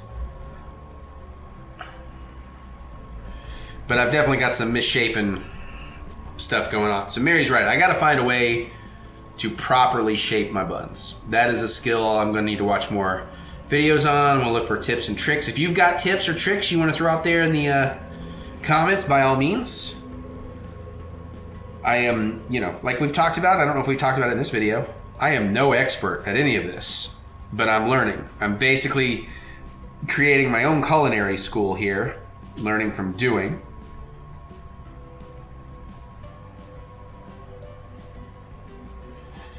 And we almost got it. It does seem like such a waste though, a whole egg and all this milk for, because look at how much wash we're gonna have so much egg wash left. So much egg wash left that I should probably just, you know, fry it up and have a little egg while I wait on these for 16 minutes. 15 to 17 is what I was told. But yeah, there's the, that's the egg wash. So now, I'm gonna do it more like this. I don't wanna trust the shaker. Actually, I really should have put that in my other hand. So we're gonna do that. This way we have a little more control over the sprinkling. And these are already toasted, so if that looks a little, you know, that's why.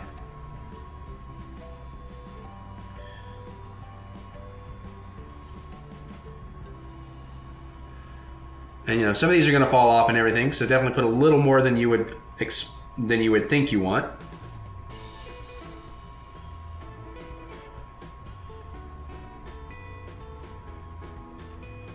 All right.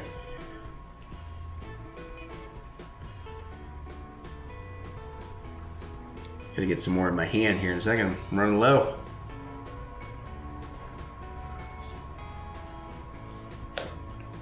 I'll show you this, if I remember, I will show you this bottle in a second. You can see what I'm working with.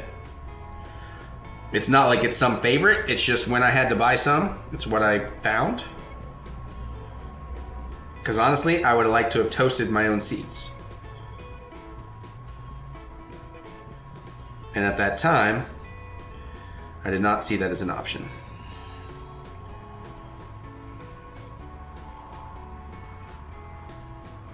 All right, we get a little light here again.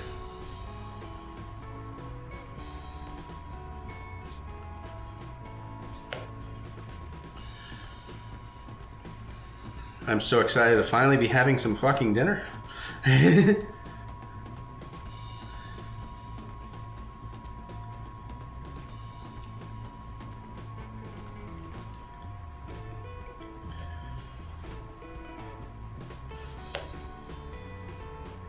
Because it's like after 9 o'clock now.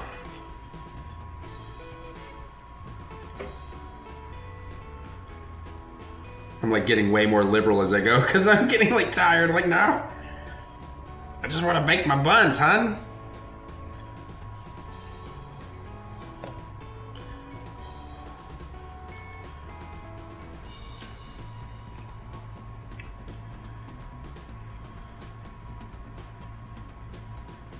Can I do it with this, or do I need just a little bit more?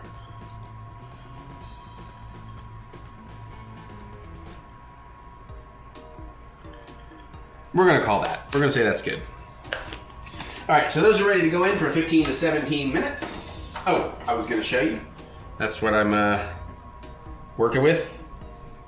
I've only ever used it once. And we're almost preheated over there. So, in the meantime, We know we're gonna just do the non-stick pan. We're gonna make a couple of nice thick boys. A little over 6 ounces of patty is what we're gonna be going for here. Let me go ahead and get my meat out. The Ziploc meat and the butter, sure. And I think I'm gonna keep mine very simple. I'll even know if Mary's having one what she wants, but I think I'm gonna keep mine a simple, just cheese, just American cheese. Make it a super. I might throw some mustard on there. Haven't quite decided. But yeah. It's 9:17 p.m. if you're curious, or if you're nasty. Heard something very weird. All right. Let's zero that out. We get some gloves for preparing these two. I should have probably pre-done this part, but. And since the buns are gonna have to cool, let's go ahead and get those buns in the oven. Now they're just preheated. Where are we at? Okay. Echo! Never mind. Actually, hold on. I need a shot of these real quick before they go in the oven. I just realized. For, you know, reasons. Cool. All right. Echo. Set timer for 17 minutes. 17 minutes. Starting now. We will eyeball around 15, of course. I need to get a cooling rack set up for my burgers. Once we get these portioned out, we'll let the pan start warming up. It was like, what, 12 3/8 or something? I know it was 12 and something we got here. So we're gonna have slightly over 6 ounces per patty. You know, a little more than a 1/3 pound burger, that's fine. So first, let me see what I've actually got here. And I'll cut that in half as best I can. 12 3/4. So we're gonna get a 6 1/2 and a 6 1/4. That's what I'm looking for. That's 6 3/8. That's 6 1/4. So the one in my hand should be. I'm gonna lose a little meat while I'm working it here. I guess I probably should have let this sit out.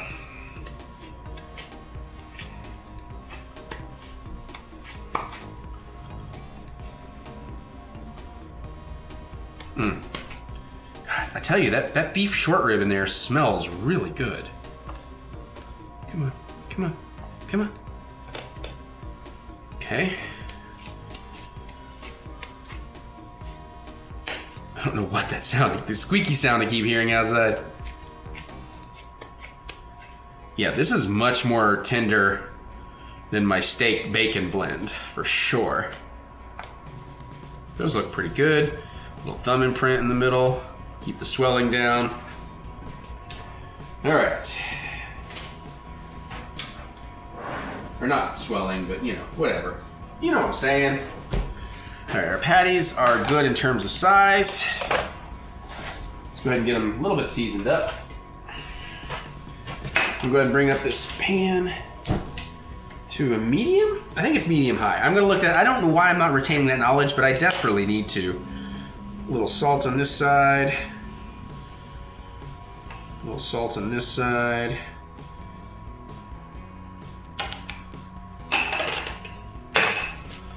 Little pepper.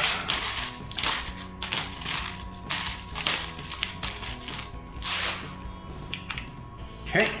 Well, we'll leave that on standby in case I want to season the other side. I'm gonna take this butter, which I do believe is sadly the last of my unsalted Tillamook. I've already bought Challenge for the next time. And let's just roughly half that. Groovy. Pan is heating up. And Mary is saying something. Okay. What am I doing? Okay.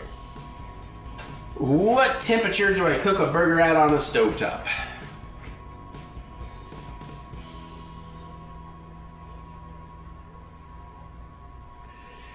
Ay, ay, ay.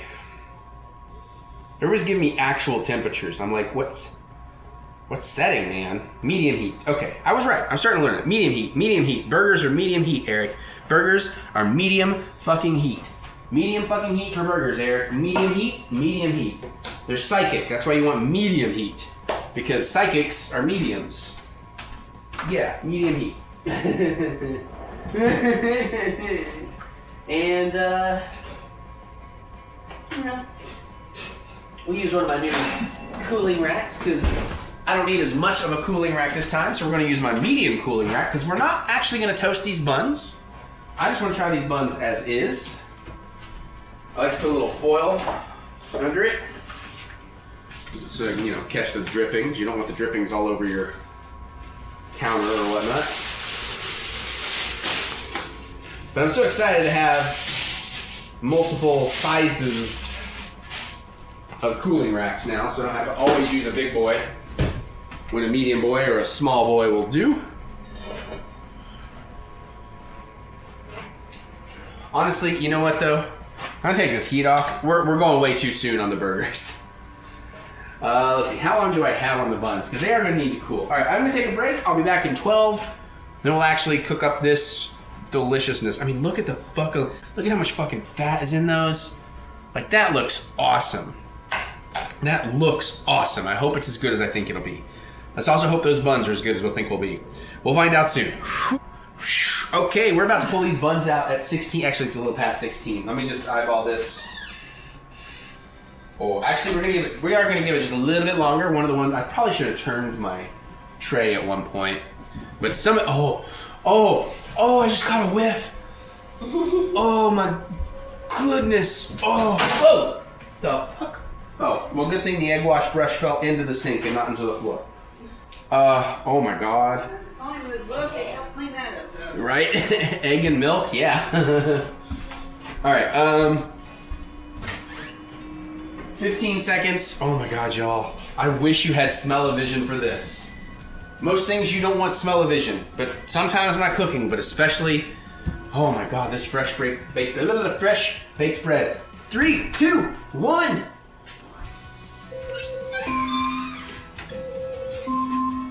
Look at those.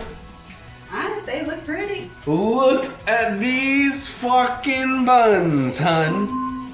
Look at that. Oh my god.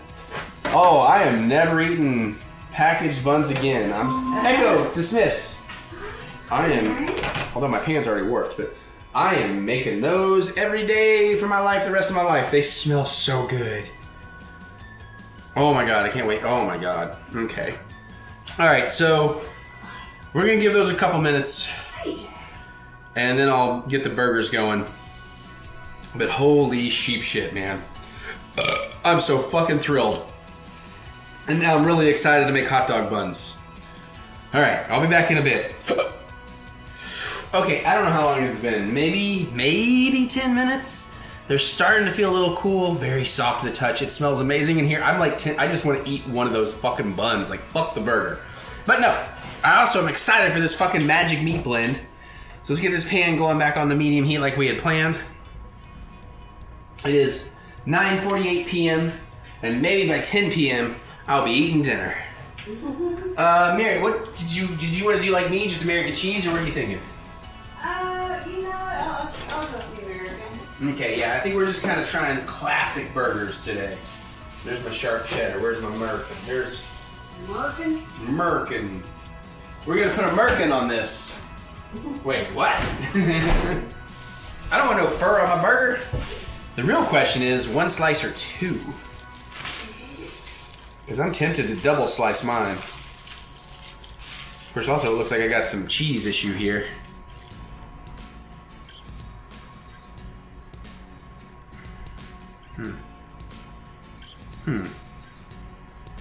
My slices are being slightly weird.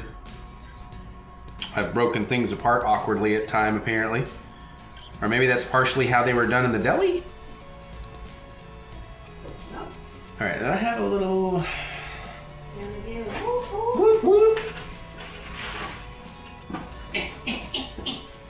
I do think I should buy a smaller baking mat though, because this one was pretty excessive. If I was doing a huge baking project, that'd be one thing. But for something like this, I don't need the big old 20 by 28.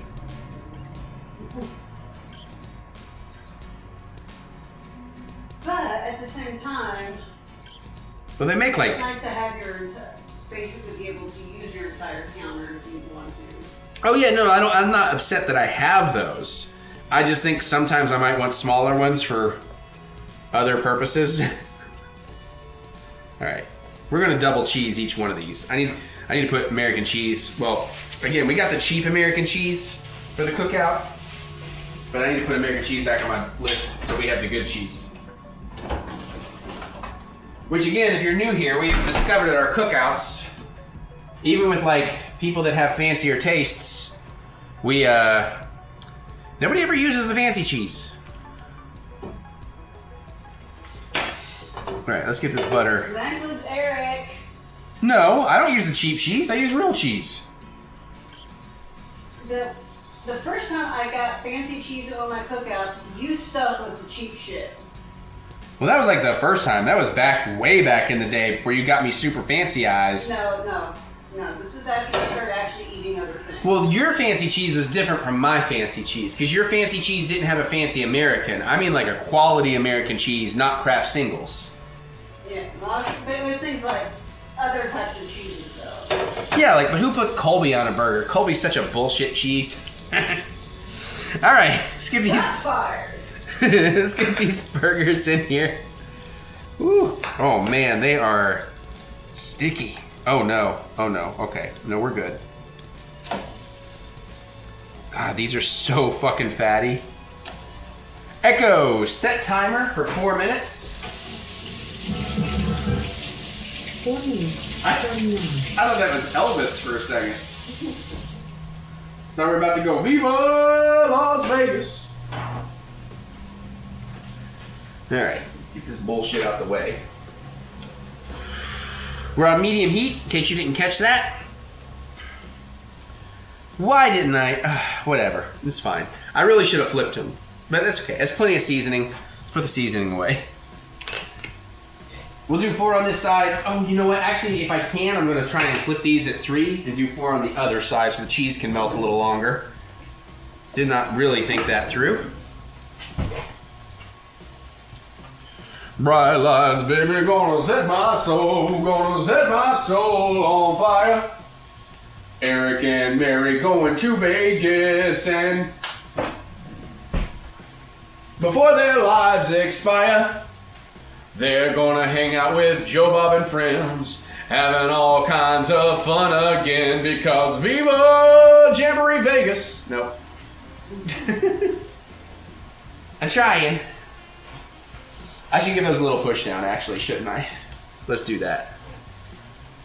Just make sure we're getting all that pan contact. We are in a non-stick pan today.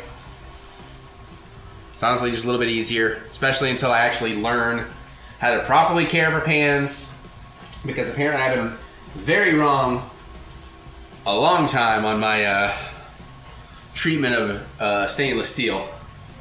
But I'm finally gonna bite the bullet and get into cast iron. I just, do the seasoning and all that annoying shit. All right, we're gonna give it a little over a minute. We're gonna flip. We're gonna throw a little more butter in. Oh yeah, it smells amazing over here. He likes bread and he likes meat. Hi, buddy. Oh, he's giving me the puppy dog eyes. Buddy, I cannot share any of this with you because I won't eat it all. I'm so excited. I just can't hide it. I'm about to lose control and I think I like it. A woohoo. A woohoo! Oh, no, I'm sorry. No, this isn't chicky or bacon. These aren't really shareable, my dude. I'm sorry. I sneak him chicken or bacon if I'm making it, Oh my god, I'm so excited about these burgers too. I'm so excited about this whole meal. Like, it's just exciting, this entire thing. Oh, you know what? I can't say the entire thing is from scratch because I did not make the American cheese. Damn it. Eric puts on list, learn to make cheese. And okay, well, I need to flip my stuff.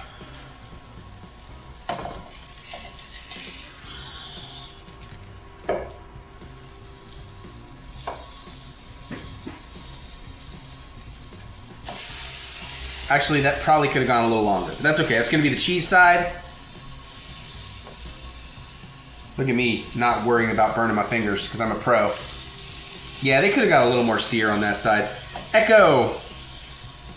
Set timer for 4 minutes.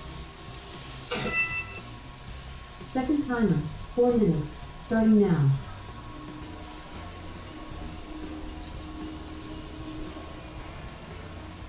Actually, you know what? Hold on.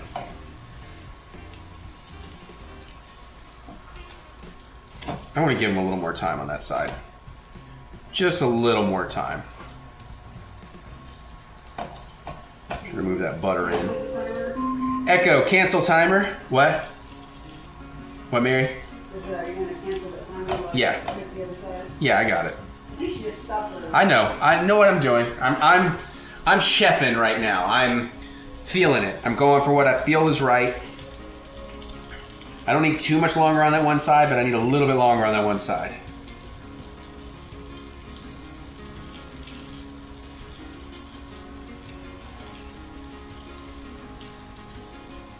Okay, we're gonna flip in like 5. That's good. I still should have gone a little longer. Well, this is a completely different meat blend than I'm used to working with. Let's just put it back over. This is so fatty and juicy. I just want to make sure I don't accidentally serve you raw burnt beef, you know what I'm saying?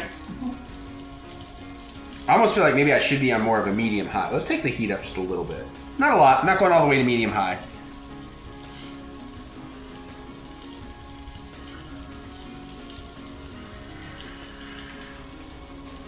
Also, I think if I was in a stainless steel pan, maybe that would happen a little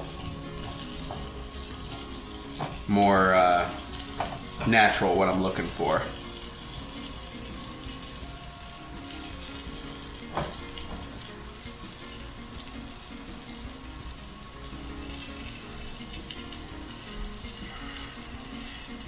Okay. That, I got a feeling. That's not as great as I want, but it's going to be close. So let's put some more butter. Okay, better. We're going to let this other side go a little longer.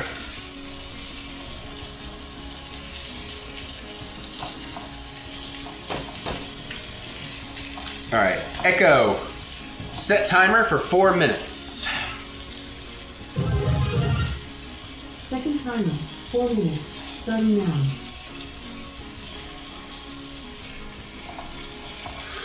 We'll see if we need to steam it here in just a second, but American melts pretty good. Yeah, I'd rather not have to clean the lid. I don't have to. Just takes up room, you know? Yeah, those feel like they've cooled enough, so we're gonna be good.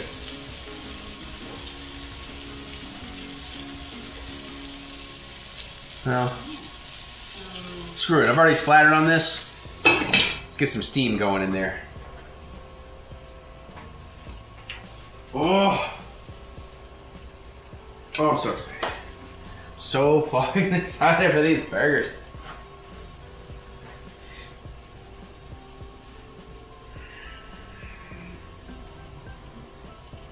Oh shit. My picture of the buns are blowing up.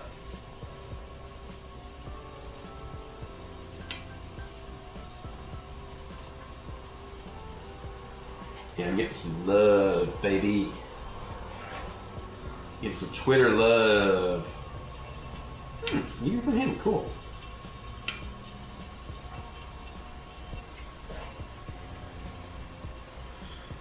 How we doing? All right.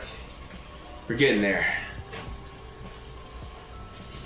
Yeah, maybe I should have gone with the... I gotta get into the cast iron. I gotta do this right. I need a griddle. I need cast iron. I'm getting into griddles. I just don't know what I'm planning there. Echo, dismiss. That was the old timer. We can ignore that one. As we always do as youngsters, we ignore the old timers. You damn young whippersnappers! You're tactics!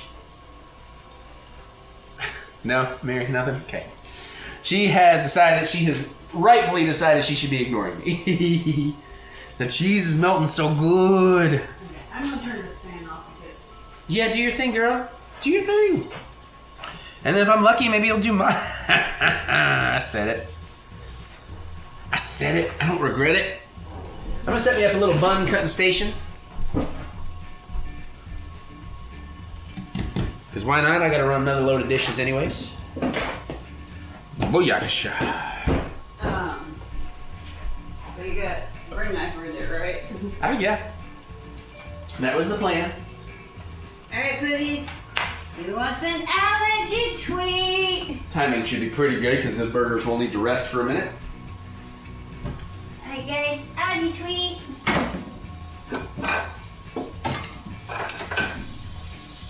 There's a nice couple of plates out somewhere. Who wants an allergy tweet? I do. Oh no, I'm good. I already Cool. had my allergy treat.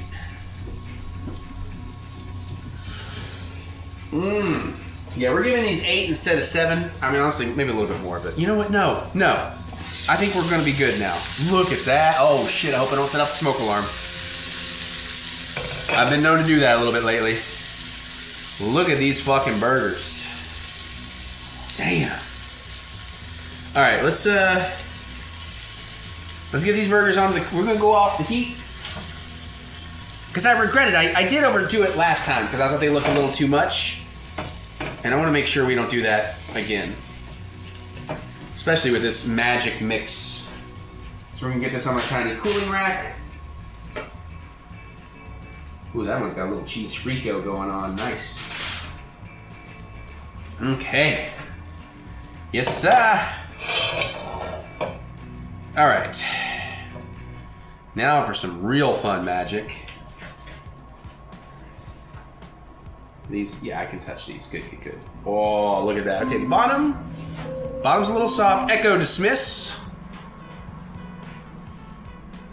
And then let's go with this one. Echo dismiss.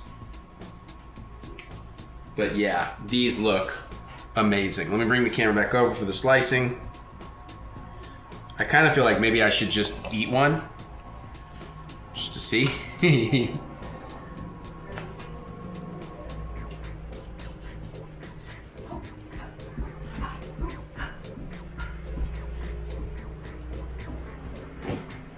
And everybody had their nuts. Nice. Trying to do this so it stays nice looking and also not getting my fingers. So how hot are they at this point? No, they're good. They're a little warm, but they're not hot. Look at that perfect bread in there. That's perfect. Oh, so soft. I know, I was just saying, I was like tempted just to eat one of these. Like just as a snack.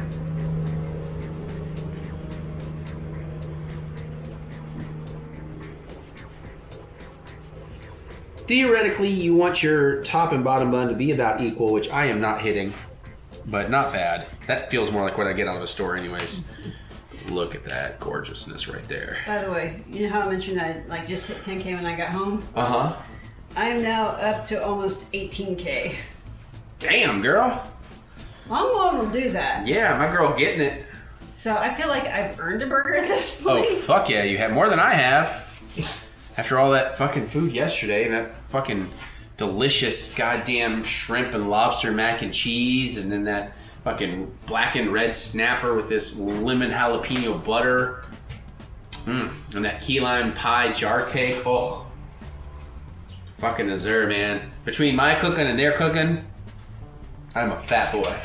Yeah, somebody needs to like hit the gym as part of the routine. Yeah, I know. I'm gonna have to figure that out. If I'm gonna be doing all this food stuff extra, I'm gonna have to make new style choices. It's easier when you do it with me, but now it's summer and she's like, I work in the yard. That's how I do it. I'm like, damn it. You come out working the yard with me? Shit. Fuck that. I'd rather go hang out with the chicks in Zumba. All right. Okay, I'm gonna switch to the good camera. And by good camera, I just mean close-up camera. these motherfucking burgers. Look at how much. That is so much more drainage than I usually get. Yeah. That is telling these are juicy motherfuckers. Good on the pink side. Only on the top. Where are you seeing pink? No, I mean the drippage. Well, that's fine. Some of that's cheese too, so you're fine. Trust me. I'm gonna give you this because I usually build where they can see it. And not that we're doing crazy builds, by the way. Where's my spatula? I will take this one with the Frico, maybe. Hold on, let me get it on the thing.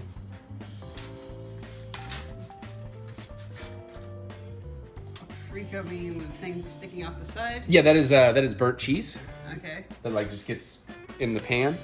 All right. Let me just get this under here. So it like crisps up. It's crispy cheese. Ah. Yeah, the bottoms are a little. I almost feel like you should maybe egg wash the bottoms slightly. They're a little moist, like not bad, but not quite.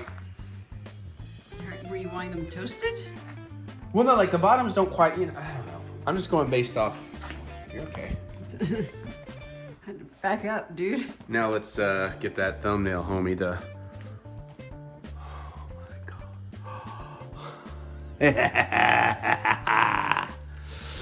Okay. Now I will not make you wait forever, but I have got to try this puppy.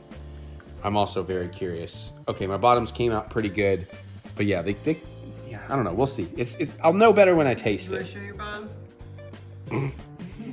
We'll see. Again, though, I feel like these should be a little more toasty. They're a little moistish. Here's the bottom of the burger. I don't know. I'm not gonna. It looks okay to me. No, it looks good. Just okay. Let's do this.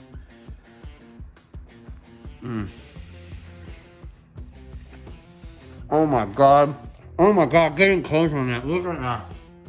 It's exploding. Oh my fucking god.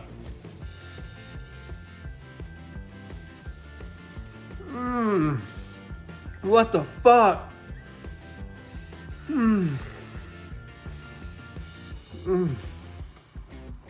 What the fuck? So. God. Do you need a clean pair of pants? I might. What the fuck?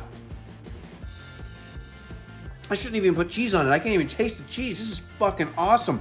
The bun, even before I bit into it, just it hitting my tongue, you could tell that bun was amazing. And this meat was so fucking juicy and so fucking flavorful. It's definitely not chuck. Holy shit. I can actually fucking slurp this burger. God damn.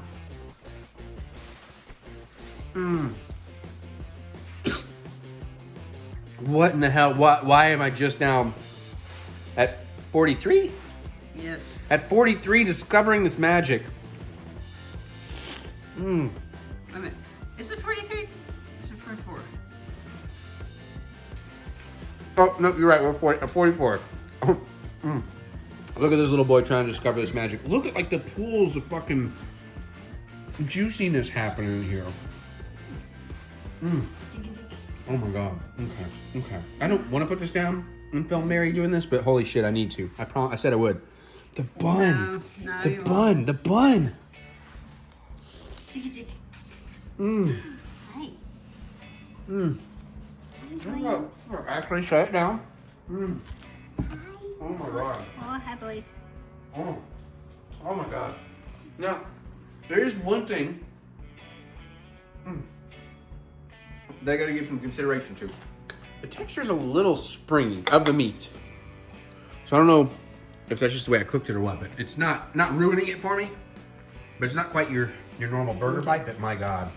The flavors. The first one. It's one of the juiciest burgers. Oh, she's smart. She's just trying the bun.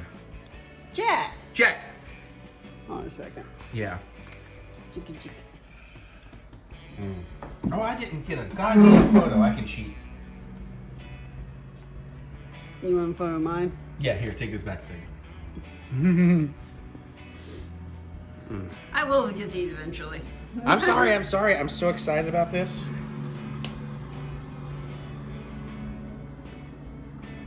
Thing is, it's all covered in cheese. It's hard to... But the bun, yeah? Mm-hmm.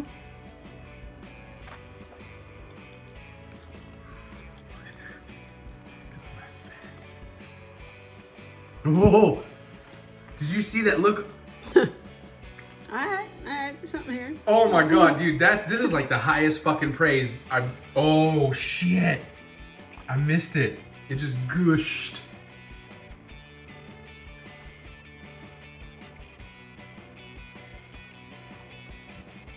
It's a little on the salty side, but you are like walking that type of road of almost too much. But Of salt, or yeah, salt. I may have oversalted that one slightly. I'm sorry.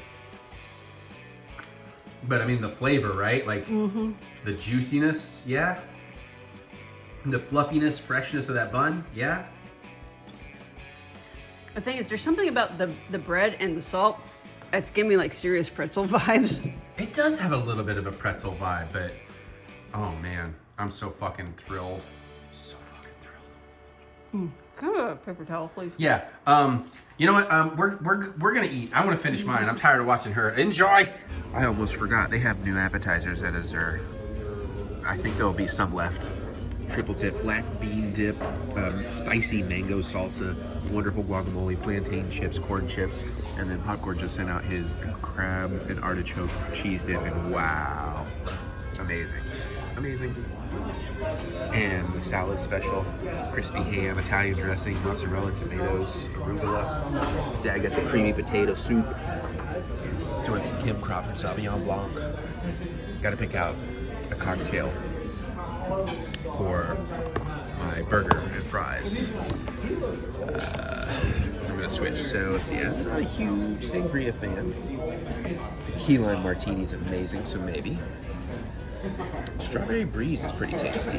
Butterfly effect is, I haven't tried it because I don't know about lavender bitters. Spicy melon-rita. That might be what I do. The basil and mint bee is excellent. I'm not a bourbon guy. I think we'll do that with the burger. And the main event, the Dragon Fire burger? Crap, I don't have the menu. Dragon Trainer. Dragon Trainer. So we got Otter's Dragon Fire pickles, which are very spicy, fried. I don't know if those are also Dragon Fire or just regular. We got, I forget what kind of spicy sauce, but it's gonna be good. Mozzarella, Wagyu burger, crispy onions, more sauce under there. I think maybe, no, that's all the onions under there.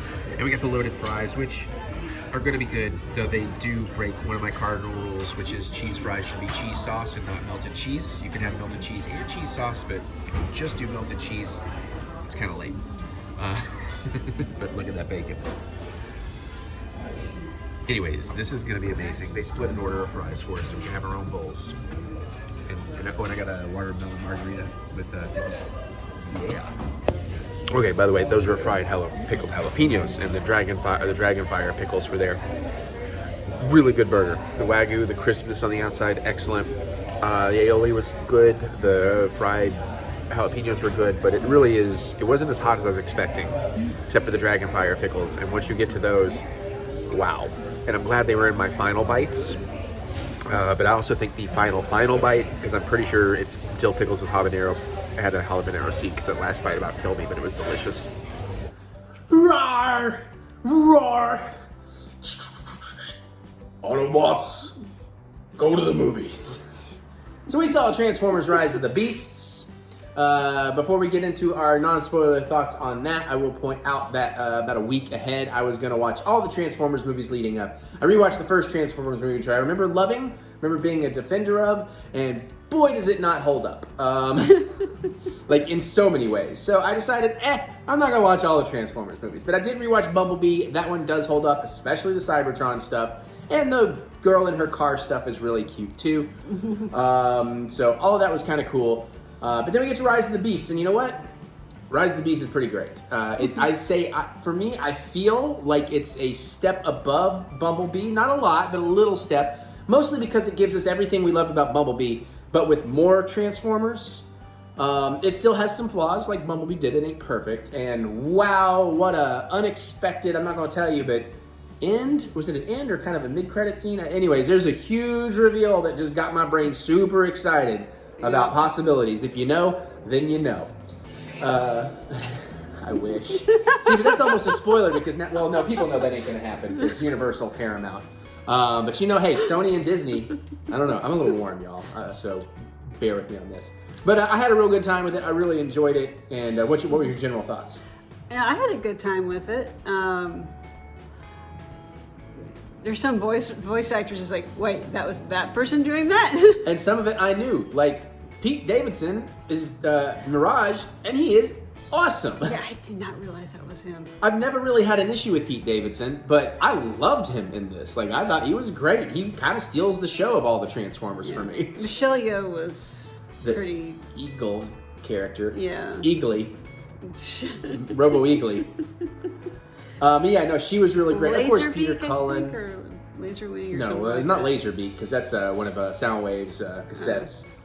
Laserwing sounds kind of. I don't know my Beast Wars that much. I only watched a little bit of it. I was going like, there's one character's going, you left him out, really? Okay. Yeah, because we both kind of know that one and love that. It was a big character from the cartoons. But here's the thing, and I'll tell you this as non-spoiler as possible. There's a reason they didn't call this Transformers Beast Wars, and it's called Rise of the Beasts, because if you're going to hope for a crap ton of Beast Transformers, you're not going to get it. A lot of it, you get some in the beginning. A lot of the Beast stuff most of it is more in the third act. So it really is more of an actual Transformers film. Mm-hmm. But man, the Transformers look good. They feel good. You can follow all the action and tell what's going on. Optimus transforms like the toy. I even noticed, like, his arms come out the sides and the L shapes, and it's like, oh, that's so cool. So that stuff was great. And the Beast. God, what? Optimus Primal. Well, what's the Maximals? There we go. Oh, Maximals. Yeah. Like I said, they looked really good. Mm-hmm. Now, I'm gonna say there's a couple of places where the way they have people physically talking kind of maybe go. The robots, or yeah, the robots. Okay, because you said people, and then I was confused. But I'm sorry. I remember robots are people too. Are they though? They're sentient beings. Just like, because like when like the Michelle Yeoh bird character talked, the way the beak kind of split apart looked kind of weird. But it was like, okay, I deal with that. Optimus Prime needs to leave his face mask up. Yeah, seeing his face talking just does not look right. I've gotten used to it over all the Bayformer movies, but I can feel that. Like, I wouldn't be mad if it's just like, I just need local fish. Kitty. He's like, Kitty. What'd you say, Optimus? RC is fucking awesome in this. She looks great the whole time. Oh, yeah. And she's just a badass. Oh. Careful, I feel like you better think it through. That's just good. There's this part. Oh, it's in the trailer. It's in the trailer. Yeah. I just was like, I don't know if it's pronounced in the trailer or not, but there's a part where it's like, how do you drop an F-bomb without dropping an F-bomb? The thing with like the slow motion rocket going by her face, you've seen, that's what we're talking about in the trailer. Yeah, but that was pretty cool. I liked Scourge as a threat. I thought, he wasn't terribly generic, but he wasn't. Okay, quick question. Did the trailers actually tell us who the big bad is? Some of the trailers have recognized, have mentioned, because I was going to bring it up, that you do get Unicron. Okay, because I've been not saying anything about that because I couldn't remember if that was in the trailers. And it's right at the start of the movie, so if I'm wrong, it's not a tremendous spoiler. But I know it was mentioned because I was already questioning things about the continuity. So was Scourge his minion in the 84? See, that's what I'm trying to remember. Is that what movie? they turned Megatron into? What did Megatron turn into? Was he named? Because I feel like Scourge was one of the jet fighters. Galvatron. You're right. Galvatron was Megatron. Okay, so. But Scourge might have been, but I feel like Scourge was like a fighter jet in that. But I guess he could have been in this. I don't really remember what Scourge transformed into. Yeah. But some of his minions, like the tow truck and stuff, I don't really are remember really cool. Scourge. No, I guess he did like have a vehicle form and everything, but he just spent so much time in his robot body. Yeah, he might have been more of a Cybertronian form, and the other guys kind of took robots in disguise things. I like the human element in this a lot. Now, I will say, again, in the beginning act, you spend a lot of time with the humans, and it did cross my mind, like, y'all, we're cool with Transformers being characters. We can relate and enjoy that. Like, focus on them like the cartoons did. However, these were really great human characters. I really cared about them. Obviously, part of that is I have a fandom for Anthony Ramos from like In the Heights and all of that, and there's just charm about him. Oh, you didn't pick that up? I was going like, he's familiar. Wake up in Washington Heights at the break of dawn. Usnavi. Usnavi. Usnavi. Yes. Usnavi. Usnavi. Yeah. Usnavi. Or Usnavi. Yeah. But anyways, point being, him and his little brother, great hook for the movie. I would have been okay with the little brother being in more of it. I understand why not, but I thought that was a really great hook. They gave you a great characterization of this guy. And then the archaeologist lady, I think they did really well with her too. Yeah. And so I didn't mind. Like, again, I'm still fine. Give me 2 hours of just Transformers, I'll be fine with that. Most of us, I think, would be fine with that. But if you're gonna do the human stuff, they did a good job with it. So I thought all that was cool. But that mid-credit scene, though. Yeah, I know I cannot talk to y'all about that, but I want to so bad because I'm like, there's so much potential. Is this happening? Is that happening? Are we gonna get this movie? Are we gonna get that movie? Or what? How are we gonna do this? If you know, then you know. And it got me like super, super duper hyped because I thought it was gonna be one thing, because there is a certain one thing they did not do in this movie, and I guess this might be mildly spoilery. But there's really not, like every Transformers movie has had some kind of like military presence, whether it be on the good guy side, bad guy side, whatever. There really wasn't any kind of military presence in Was it a Section 9? Section 7. Or Section 7? Because even in Bumblebee, even in Bumblebee they had all of that. So, and I will say, I feel like Bumblebee they were on the fence about, is it a reboot or is it a prequel? And they kind of played with that and kept it vague. And I feel like because of the success of Bumblebee, this one feels like they are actually saying, yeah, no, forget the Bay movies, they don't matter anymore. They even make a reference, which is kind of fourth wall breaking. Fourth wall breaking. Okay. If I hit too hard, they're going to figure it out. I think I kind of... It's about that time. Oh, okay. God, I know y'all figured it out. I'm sorry, I didn't want to spoil it, but that was a really cute reference. But there's a lot of good laughs in this too. It's got some really good laughs. I'm not sure. We'll have to discuss this. Yeah, okay. Yeah, because you don't remember what I remember. So I think I remember something. I don't know if I'm remembering the same thing you're remembering. Yeah, we'll see. Or if I interpreted it quite the same way. Yeah. Also, again, of the era and of the areas they're in, they made the soundtrack definitely more 90s hip hop because, we're more in like the boroughs of New York and all of that, and it totally fit and it was really fun. And plus, Mirage is probably totally into that. Oh yeah, totally. Meanwhile, it's just there's so much good stuff with Mirage. Optimus Prime's going like, I don't get your all's music. I would the only characterization complaint I really have, and again, I'm not like super fan of the originals. I loved them. I grew up with them, bought a shit ton of the toys and all that, but there are people out there like they love it like I love Star Wars. So I totally get that. I'm not coming from that perspective. But the only thing I didn't love about it is I do think they kept Optimus maybe a hint too grumpy throughout. Not that he's supposed to be party boy having fun, but he is pretty grumpy and upset through everything. but that was actually kind of a plot point. That's true. That is true. But man, it's good. And I can't talk about that. That's a spoiler.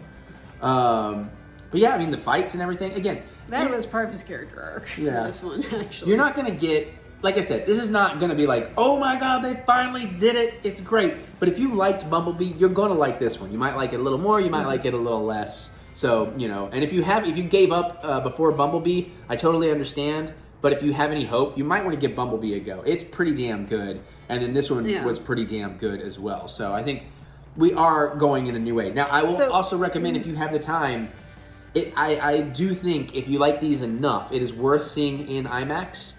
because of the sound. Obviously, some of the visuals are God, huge. there was a lot of rumbling in this Well, one. well, that's what I was going to get to. A lot of the visuals are huge and look great on the IMAX. But some of the characters, particularly, as you know, is in the beginning of the movie, Unicron, just like you feel that up your spine every time he speaks. And like they really use the LFE channels beautifully in the dialogue. So. Yeah. So I very much appreciate that. And the 3D we didn't see, but it'd probably be pretty cool. I don't know why we don't get 3D IMAX anymore, even when they make it. Because it's real stupid. What's real stupid? 3D IMAX is not real stupid. What are you saying? No, it's illegal. Oh, well, no. Regal's not stupid. Regal's our homies. We don't call our homies stupid. We just say, Regal, we're disappointed in you. Please get your shit together and get cooler popcorn buckets. We were thinking about a popcorn bucket, but they went back to fucking plastic already. Like, at least, even if you're not going to give us the kick-ass, what is it? The Optimus AMC. Prime. Yeah, we'll talk about that. Even if you're not going to give us the kick-ass AMC-style buckets, at least give us fucking metal buckets. Like, stop with the garbage, cheap-ass plastic shit. Thank you. That's my TED Talk. Now, Mary is really excited. She found, I believe it was the AMC bucket. It has to be. Yeah. Do you want to tell them about that awesome AMC bucket? So, imagine you have a giant Optimus Prime in trailer form, where the trailer section is your popcorn bucket, and the captain's section, the truck section, is your fountain drink. Yeah. So that's pretty cool. I think they do separate Now, as well. But I would hope so, because I feel like this would be kind of awkward to have in your lap. yeah, but it's just really cool. That's such a cool idea. They're doing the best popcorn buckets on the market for sure. So, anyways, that's our thoughts on Transformers. Cabin. It's called Cabin. I thought you said that. Could have sworn you said that. I think I called it a couple other things. Anyways, we got to shoot a little bit more, and we got things to do. So, all right, that's our thoughts on that. Next week we'll be back with what's next week? Astro City. No, next week is the Flash. Oh, that's right. For us, we're 2 days away from the Flash. Okay, their next week, not our next week. Well, no, that's also okay. It's not our next week. It's our next movie. How about that? Okay. Our next movie, their next movie we review, The Flash. Okay. All right, so Time travel's weird, y'all. yeah, I know, right? Timey wibbly wibbly. Fun fact: I do not know how to pronounce the actor's name yet, but the actual new Doctor on Doctor Who, you know who I'm talking about? The younger black dude from he's like a British. Well, of course he's British. He's Doctor Who. Anyways, that's not the point of the story. I'm sorry I haven't learned his name yet. I will as I watch more and more Doctor Who and he's in it, because he's not in it yet. But he apparently is in Barbie, and there's an article going around today about when Ryan Gosling found out that he was in Barbie. That he was the new Doctor. Ryan Gosling freaked out and came running to his trailer to gush and be like, "Dude, Doctor Who is the coolest show ever." And I'm sitting here thinking, Gosling's a Whovian? I already liked the guy, but now like his stock just went way the hell up. So I imagine him being like, "Hey, can I come visit the set, man? Like, I just want to see the TARDIS, man." All right, moving on. All right, we're going to call this the Good News We Are Excited section, because we're going to talk about two little things. As you know, this is coming out on June 14th, this video, 2023, and June 16th, 2023. 14th? It's coming out tomorrow? Yes. I thought these came out Thursday. But these come out on Wednesday. Short out Thursday. Yes. Again, I told him already where my schedule's changed because of food, blah, blah. That's why I'm trying to finish it. Yeah. Time travel, y'all, I'm not dealing well with it. So first we're going to talk about Smackdown, then we're going to talk about an upcoming trip that we probably talked a little bit about, but more things have happened. So Smackdown, we're going to be on WWE, we're going to be at WWE Smackdown, and most likely the camera will graze by our beautiful faces at some point. So if you think you see us, you probably do, because like I said in the beginning, we're going to be 3 rows back behind the announcers, just a little off center. So I've watched enough Smackdown to know it's likely our faces will show up. We're going to be the ones up there being like, "Fuck you, Roman!" "Kick him, Jimmy! Kick him again!" Yeah, because Roman's supposed to be there. Well, this is the thing that's exciting, is we've now crossed the threshold. This last SmackDown we watched was like the most exciting SmackDown I've ever watched. Not because of the content, as much as now we have some idea of who and what we're going to get to see live. Yep. And we're quite excited. I can't even remember half of it. The big thing I remember is the 5-way tag team match. Yeah, and we get we get Street Profits, we get Pretty Deadly, who we love, we get Sheamus and the guy who we don't care. Brawling Brutes. I was gonna say we get Sheamus and the guy in the Brutes we don't care about. If it was Sheamus and Pete Dunne, I would have been more excited. But that other guy, I don't care about him. And then the LWO guys. Oh yeah, the lesser two LWO guys, not Santos or Ray. And crap. y'all will know. It doesn't matter. We've mentioned the ones we care about. Don't get stuck on that. This is supposed to be a brief sequence. Yeah. Also, apparently Sammy and KO are supposed to be there according to some of the stuff we've gotten now, they're saying that Sammy and KO are going to be there. So my thought is they're going to come ringside at the announcer table and commentate that match. That's my guess. Should be hilarious. Yeah, and then again, we'll be like 3 rows behind them. Because So KO is going to lose his freaking mind at some point. 3 rows back, we might actually hear them. We'll definitely hear KO. I know, right? Yeah, I fucking love KO's gimmicks lately of just losing his shit. Like, God damn it, what? Stop it! We didn't say your names, you're breaking the rules, you come out here, we didn't say your names! I'm loving that whole gimmick. We are also definitely getting Roman Reigns and more of the Jimmy and Jay drama, which, oh my god, we are loving how that is playing out right now. Okay, I keep getting confused. Which is the one that is being groomed? Oh, yeah, I know. Jay is being groomed by Paul Heyman. And, Jimmy is the one on trial. So I'm pretty sure they're going to try and pit Jay against Jimmy at our which means something major will happen. There'll be a reunification, there'll be a betrayal, there'll be something. And that's going to be really spectacular. Yeah. But Jay is already kind of cottoned on to the tribal council is maybe Paul puppeting Heyman. the That's right, because tribal Jay chief. gave him the ultimatum of either I'm back in and you're out. It's like, Say, oh. if I'm in, you're out. Yeah, it's like, oh, goddamn. So that drama is getting so good. I don't know if it's going to be aired because it wasn't really set up or talked about on the show, and I think you get some like dark matches before the show starts, like as a warm up the crowd. But they had a commercial and showed that we're actually getting Shinsuke Nakamura versus Dominic Mysterio. So we can't wait to boo the ever loving shit out of Dominic. That's going to be so much fun, and we love Shinsuke, so Yeah. that's awesome that we get to see him. We are going to have no voices at the end of the night. Oh, no, not at all. Oh, and we get Charlotte Flair on the Grayson Waller effect being interviewed. That other email that's telling me things that haven't been announced, say Bianca Belair is going to be there, so I'm thinking she's going to show up and interrupt that little interview because she's kind of mad about, saying, okay, I'll let Rhea have this moment and not interrupt. So, and if Dom's there, Rhea's probably there. Charlotte. Oh yeah, Charlotte interrupted. Yes, my bad. Yeah. But so I know we're getting that. And I feel like there's one other thing we know we're getting that we're excited about, but also I don't want to take 20 minutes to talk about it all. But so look for us. We'll have a good time. You know I give good face, so hopefully the cameras find me. And hell, they do those. I feel like that's the one place I can wear my fool's cap in. Actually, yeah, you totally could. That's a good place for it.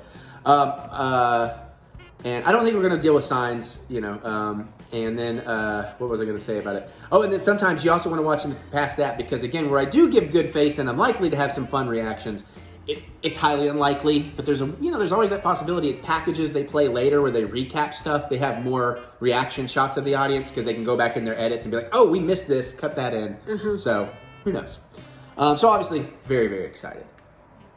All right, you know what? Just to make my life easier for time coding, I'm going to cut and we're going to come back with the other part of the good news. All right, and continuing on, because this is the vlog, this is supposed to be about our lives and all that and stuff, so we like to keep you abreast. I like to be kept abreast. I thought you didn't want to spend 20 minutes doing this. But you still got to make entertaining jokes. When I have jokes, I got to throw them out there, son. It's a joke, son. So, as you know, Joe Bob's Jamboree is coming up in October. Yep. And I'm pretty sure we've talked about hoping and, kind of working out, seeing what we can do financially, blah, blah, blah, blah, blah.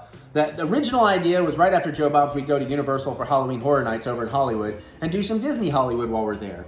And then, of course, we realized, because they haven't announced the actual dates yet, but it looked unlikely we could do Universal first. We'd have to do Disney first.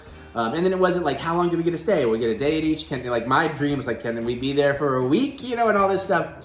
Well, oh boy, dreams really do come true, Minnie. Do the thing. Oh, Mickey. There it is, I love you. It basically, they have not put on the Oogie Boogie Bash tickets yet. I thought it was happening on the 9th, and it was going to happen, it's actually happening on the 29th. Don't steal my ticket, I need one. 2, I mean.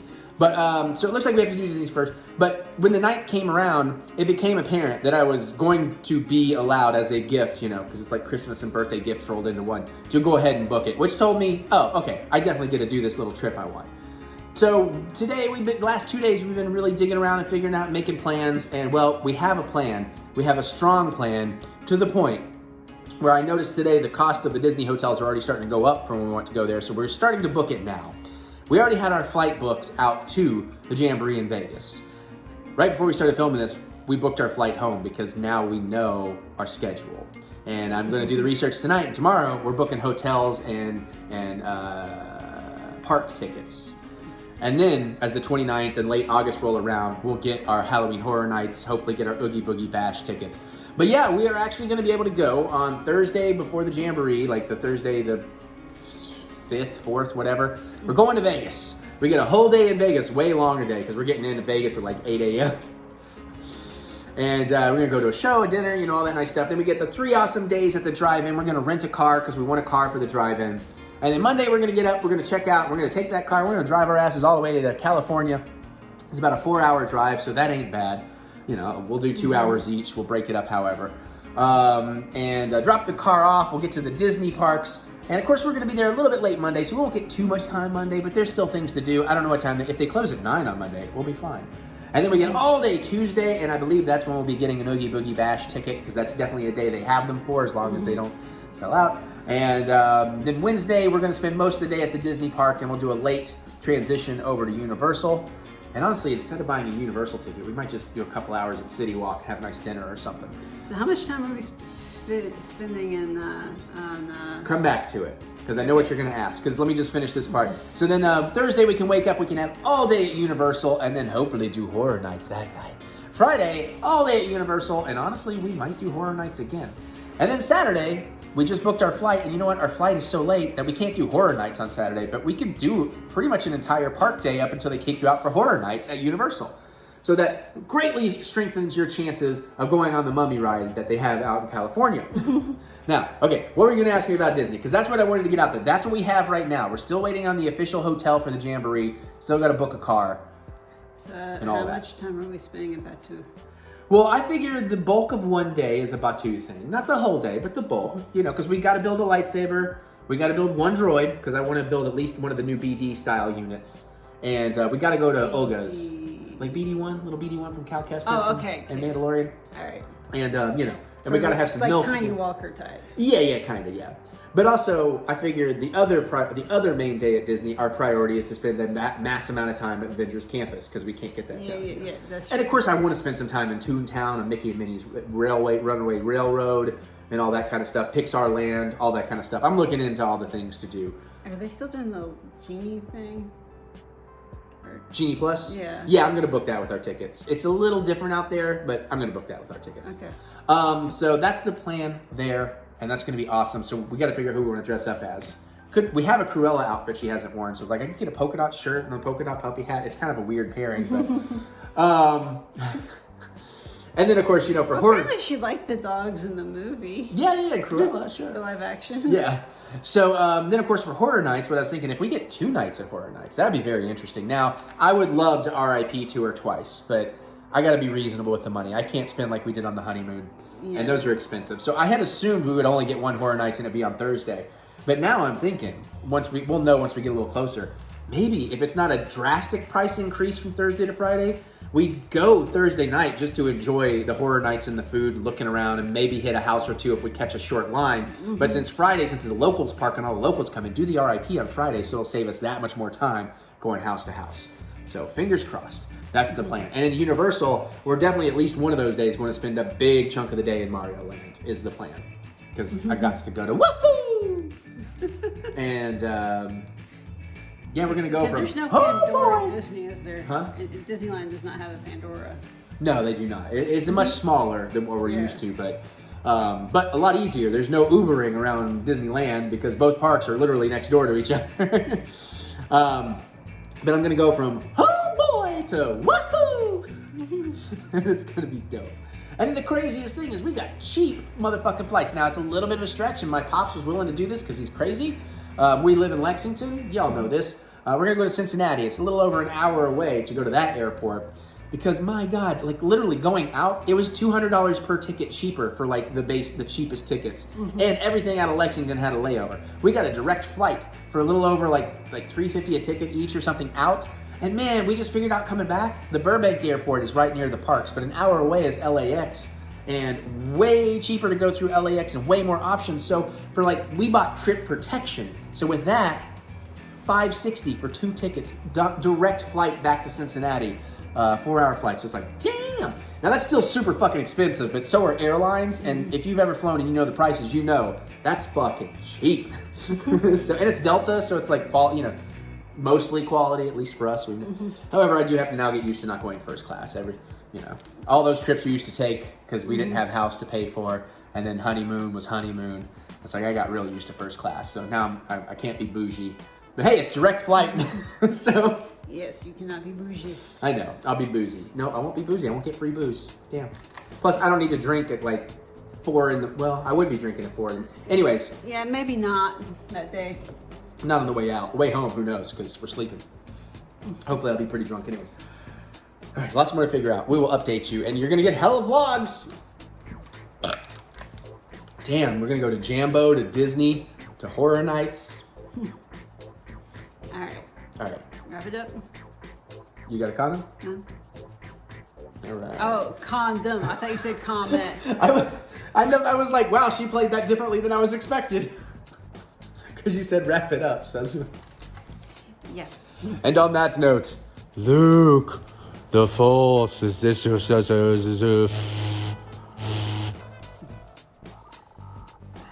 Bye. All right, we're gonna make a cocktail. I'm not fucking around because it's late. Mary needs to go to bed. We're gonna do something I've wanted to do a long time, and I didn't really think I knew how, but now I might know how. We're gonna make a Caprioska, one of the first cocktails that turned me on to cocktails when we had it in the Dominican Republic, and then I got into cocktails. It's very late. There's a bunch of versions of this. It's an alternate of a Caprahini. This is the vodka version of a Caprahini. It's pretty simple. I am gonna need some crushed ice. Towel. I'm getting there. I'm moving so fast, Mary, that it's like it's taking a second. I'm moving faster and. No, you put it. Yeah. Okay. There you go. I know what. Okay. Girl. All right. I'm making some. No, I can't make assumptions with you, sweetie. I'm making some crushed ice. This is how Mary told me to do it.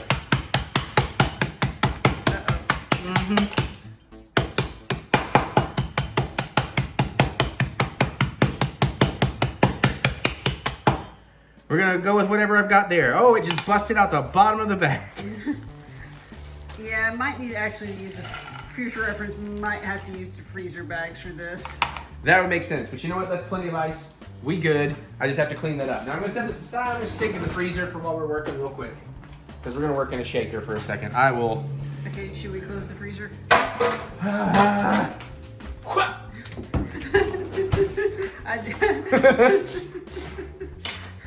Action food. Oh my God, so much water. Awesome.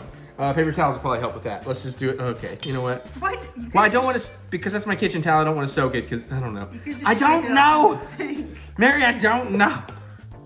We'll get there. I thought you're drinking, you know things. I haven't drunk yet. Shh, shh. I know what you're gonna say. You're gonna tell them about the bottle of wine. Okay, I have a small lime quartered. I have a big lime halved and quartered because it actually, the recipe from liquor.com is weird. It's like a lime quartered, and then later 4/4 of a lime for garnish. But since these are different sizes, I thought I'd keep them. So this seems apropos. So you can do this with sugar. You can do this with simple syrup. We're gonna do it with simple syrup because I got a lot I need to get rid of. We're gonna put. Where is the simple syrup? Right here. This is the overflow from the 8-ounce jar. That's what I'm saying. We have a lot to get rid of. We're gonna do 1 ounce of simple syrup.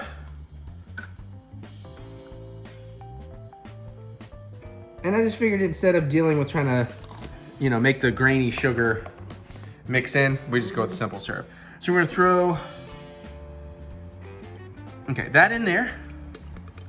We want 2, wait, no. I'm ahead. The limes, quarter lime. So I'm gonna use the 4/4 from the smaller lime, and we're gonna muddle those. Muddle.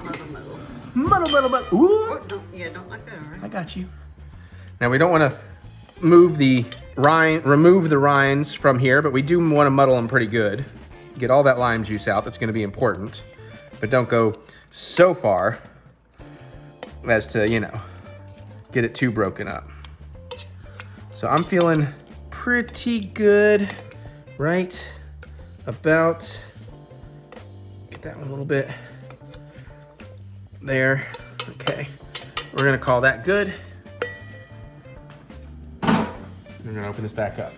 Now, Dump the ice from the glass back in. We're gonna add 2 ounces of vodka and shake till well chilled. Just like me, I'm so fucking chill right now. That was a mistake. Shouldn't have put it back in the freezer. Don't put it back in the freezer. Yeah, probably a light tapping of the base on the counter probably won't be enough to. Okay, and then get the fucking freezer thing closed. Son of a bitch! I'm pouring 2 ounces of vodka.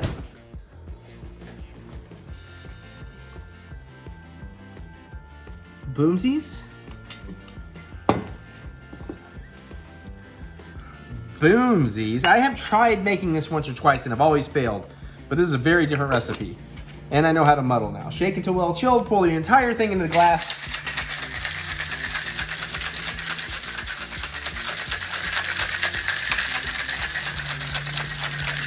So we get what they call in the industry a dirty pour.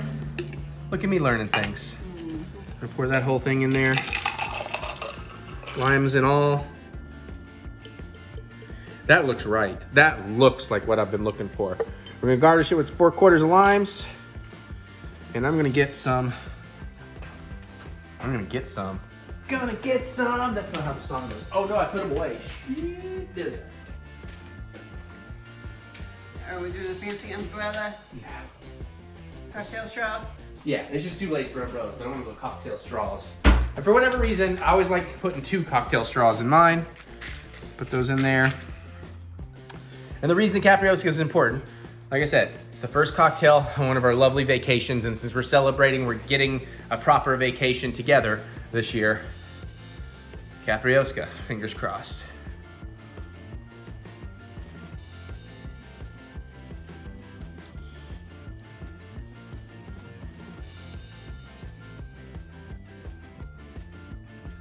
Mary, we did it.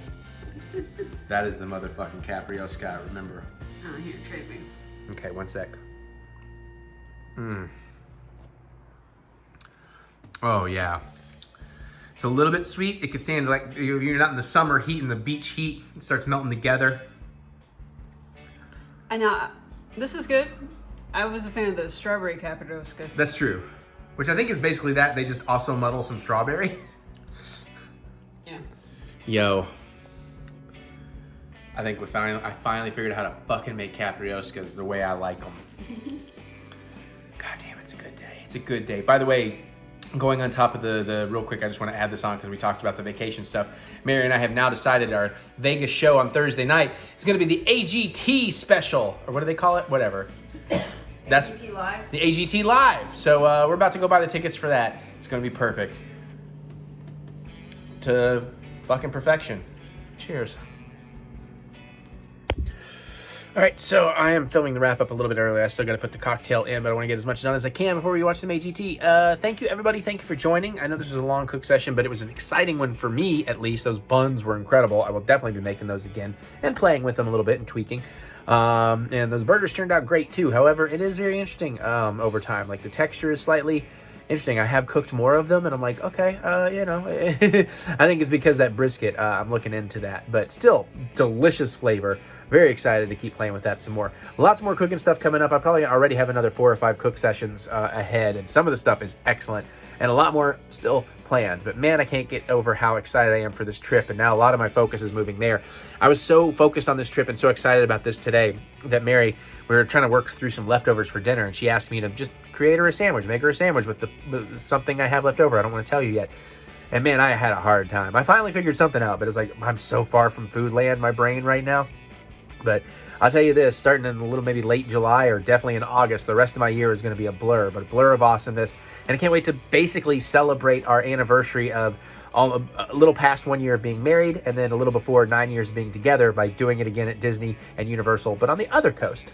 So that'll be fun too. So we should get some buttons and all that. But thank you for joining me. Hope you're digging all this. We're going to keep doing fun things and interesting things here. And, you know, we got a lot more to do next week. Hopefully the cook session won't be 2 hours, but we'll see. So I love you all. Thank you. You know, comment below. Let me know what do you think. All that. You got tips for Disneyland? Let me know. Universal Horror Nights over there. Let me know. And of course, as always, click that thumbs up button. Give me that good old thumb of encouragement, as I do love to be encouraged. And remember that we will get through this. We will get through this together. Check out my music anywhere you listen to music. Look up Eric Butts or go to Spotify especially. That's where it really helps. And of course, you can go to ericbutts.com for all your funky butts needs and more. And there's more links and ways to support the channel with the content and links in the description below. So click that see more button to see more butts. All right, I'm going to get out of here, do a little bit more editing, settle in for some AGT, and then get to spreadsheet. And okay, who am I kidding? I've already started the spreadsheets right before I filmed this. Oh, boy. Still one of my favorite memories of when Mary and I were getting a little freaked out at Halloween Horror Nights. We would just start doing our Mickey and Minnie voices, like terrified, like, oh boy. She'd be like, oh boy, or whatever she would do. And we broke one of the actors. You could see it behind their mask. They kind of started laughing and had to turn around. They got so close and heard us going, oh boy. So that was really fun. All right, love y'all. I'm going to get out of here. I'll talk to y'all later, all right? See y'all soon. Bye.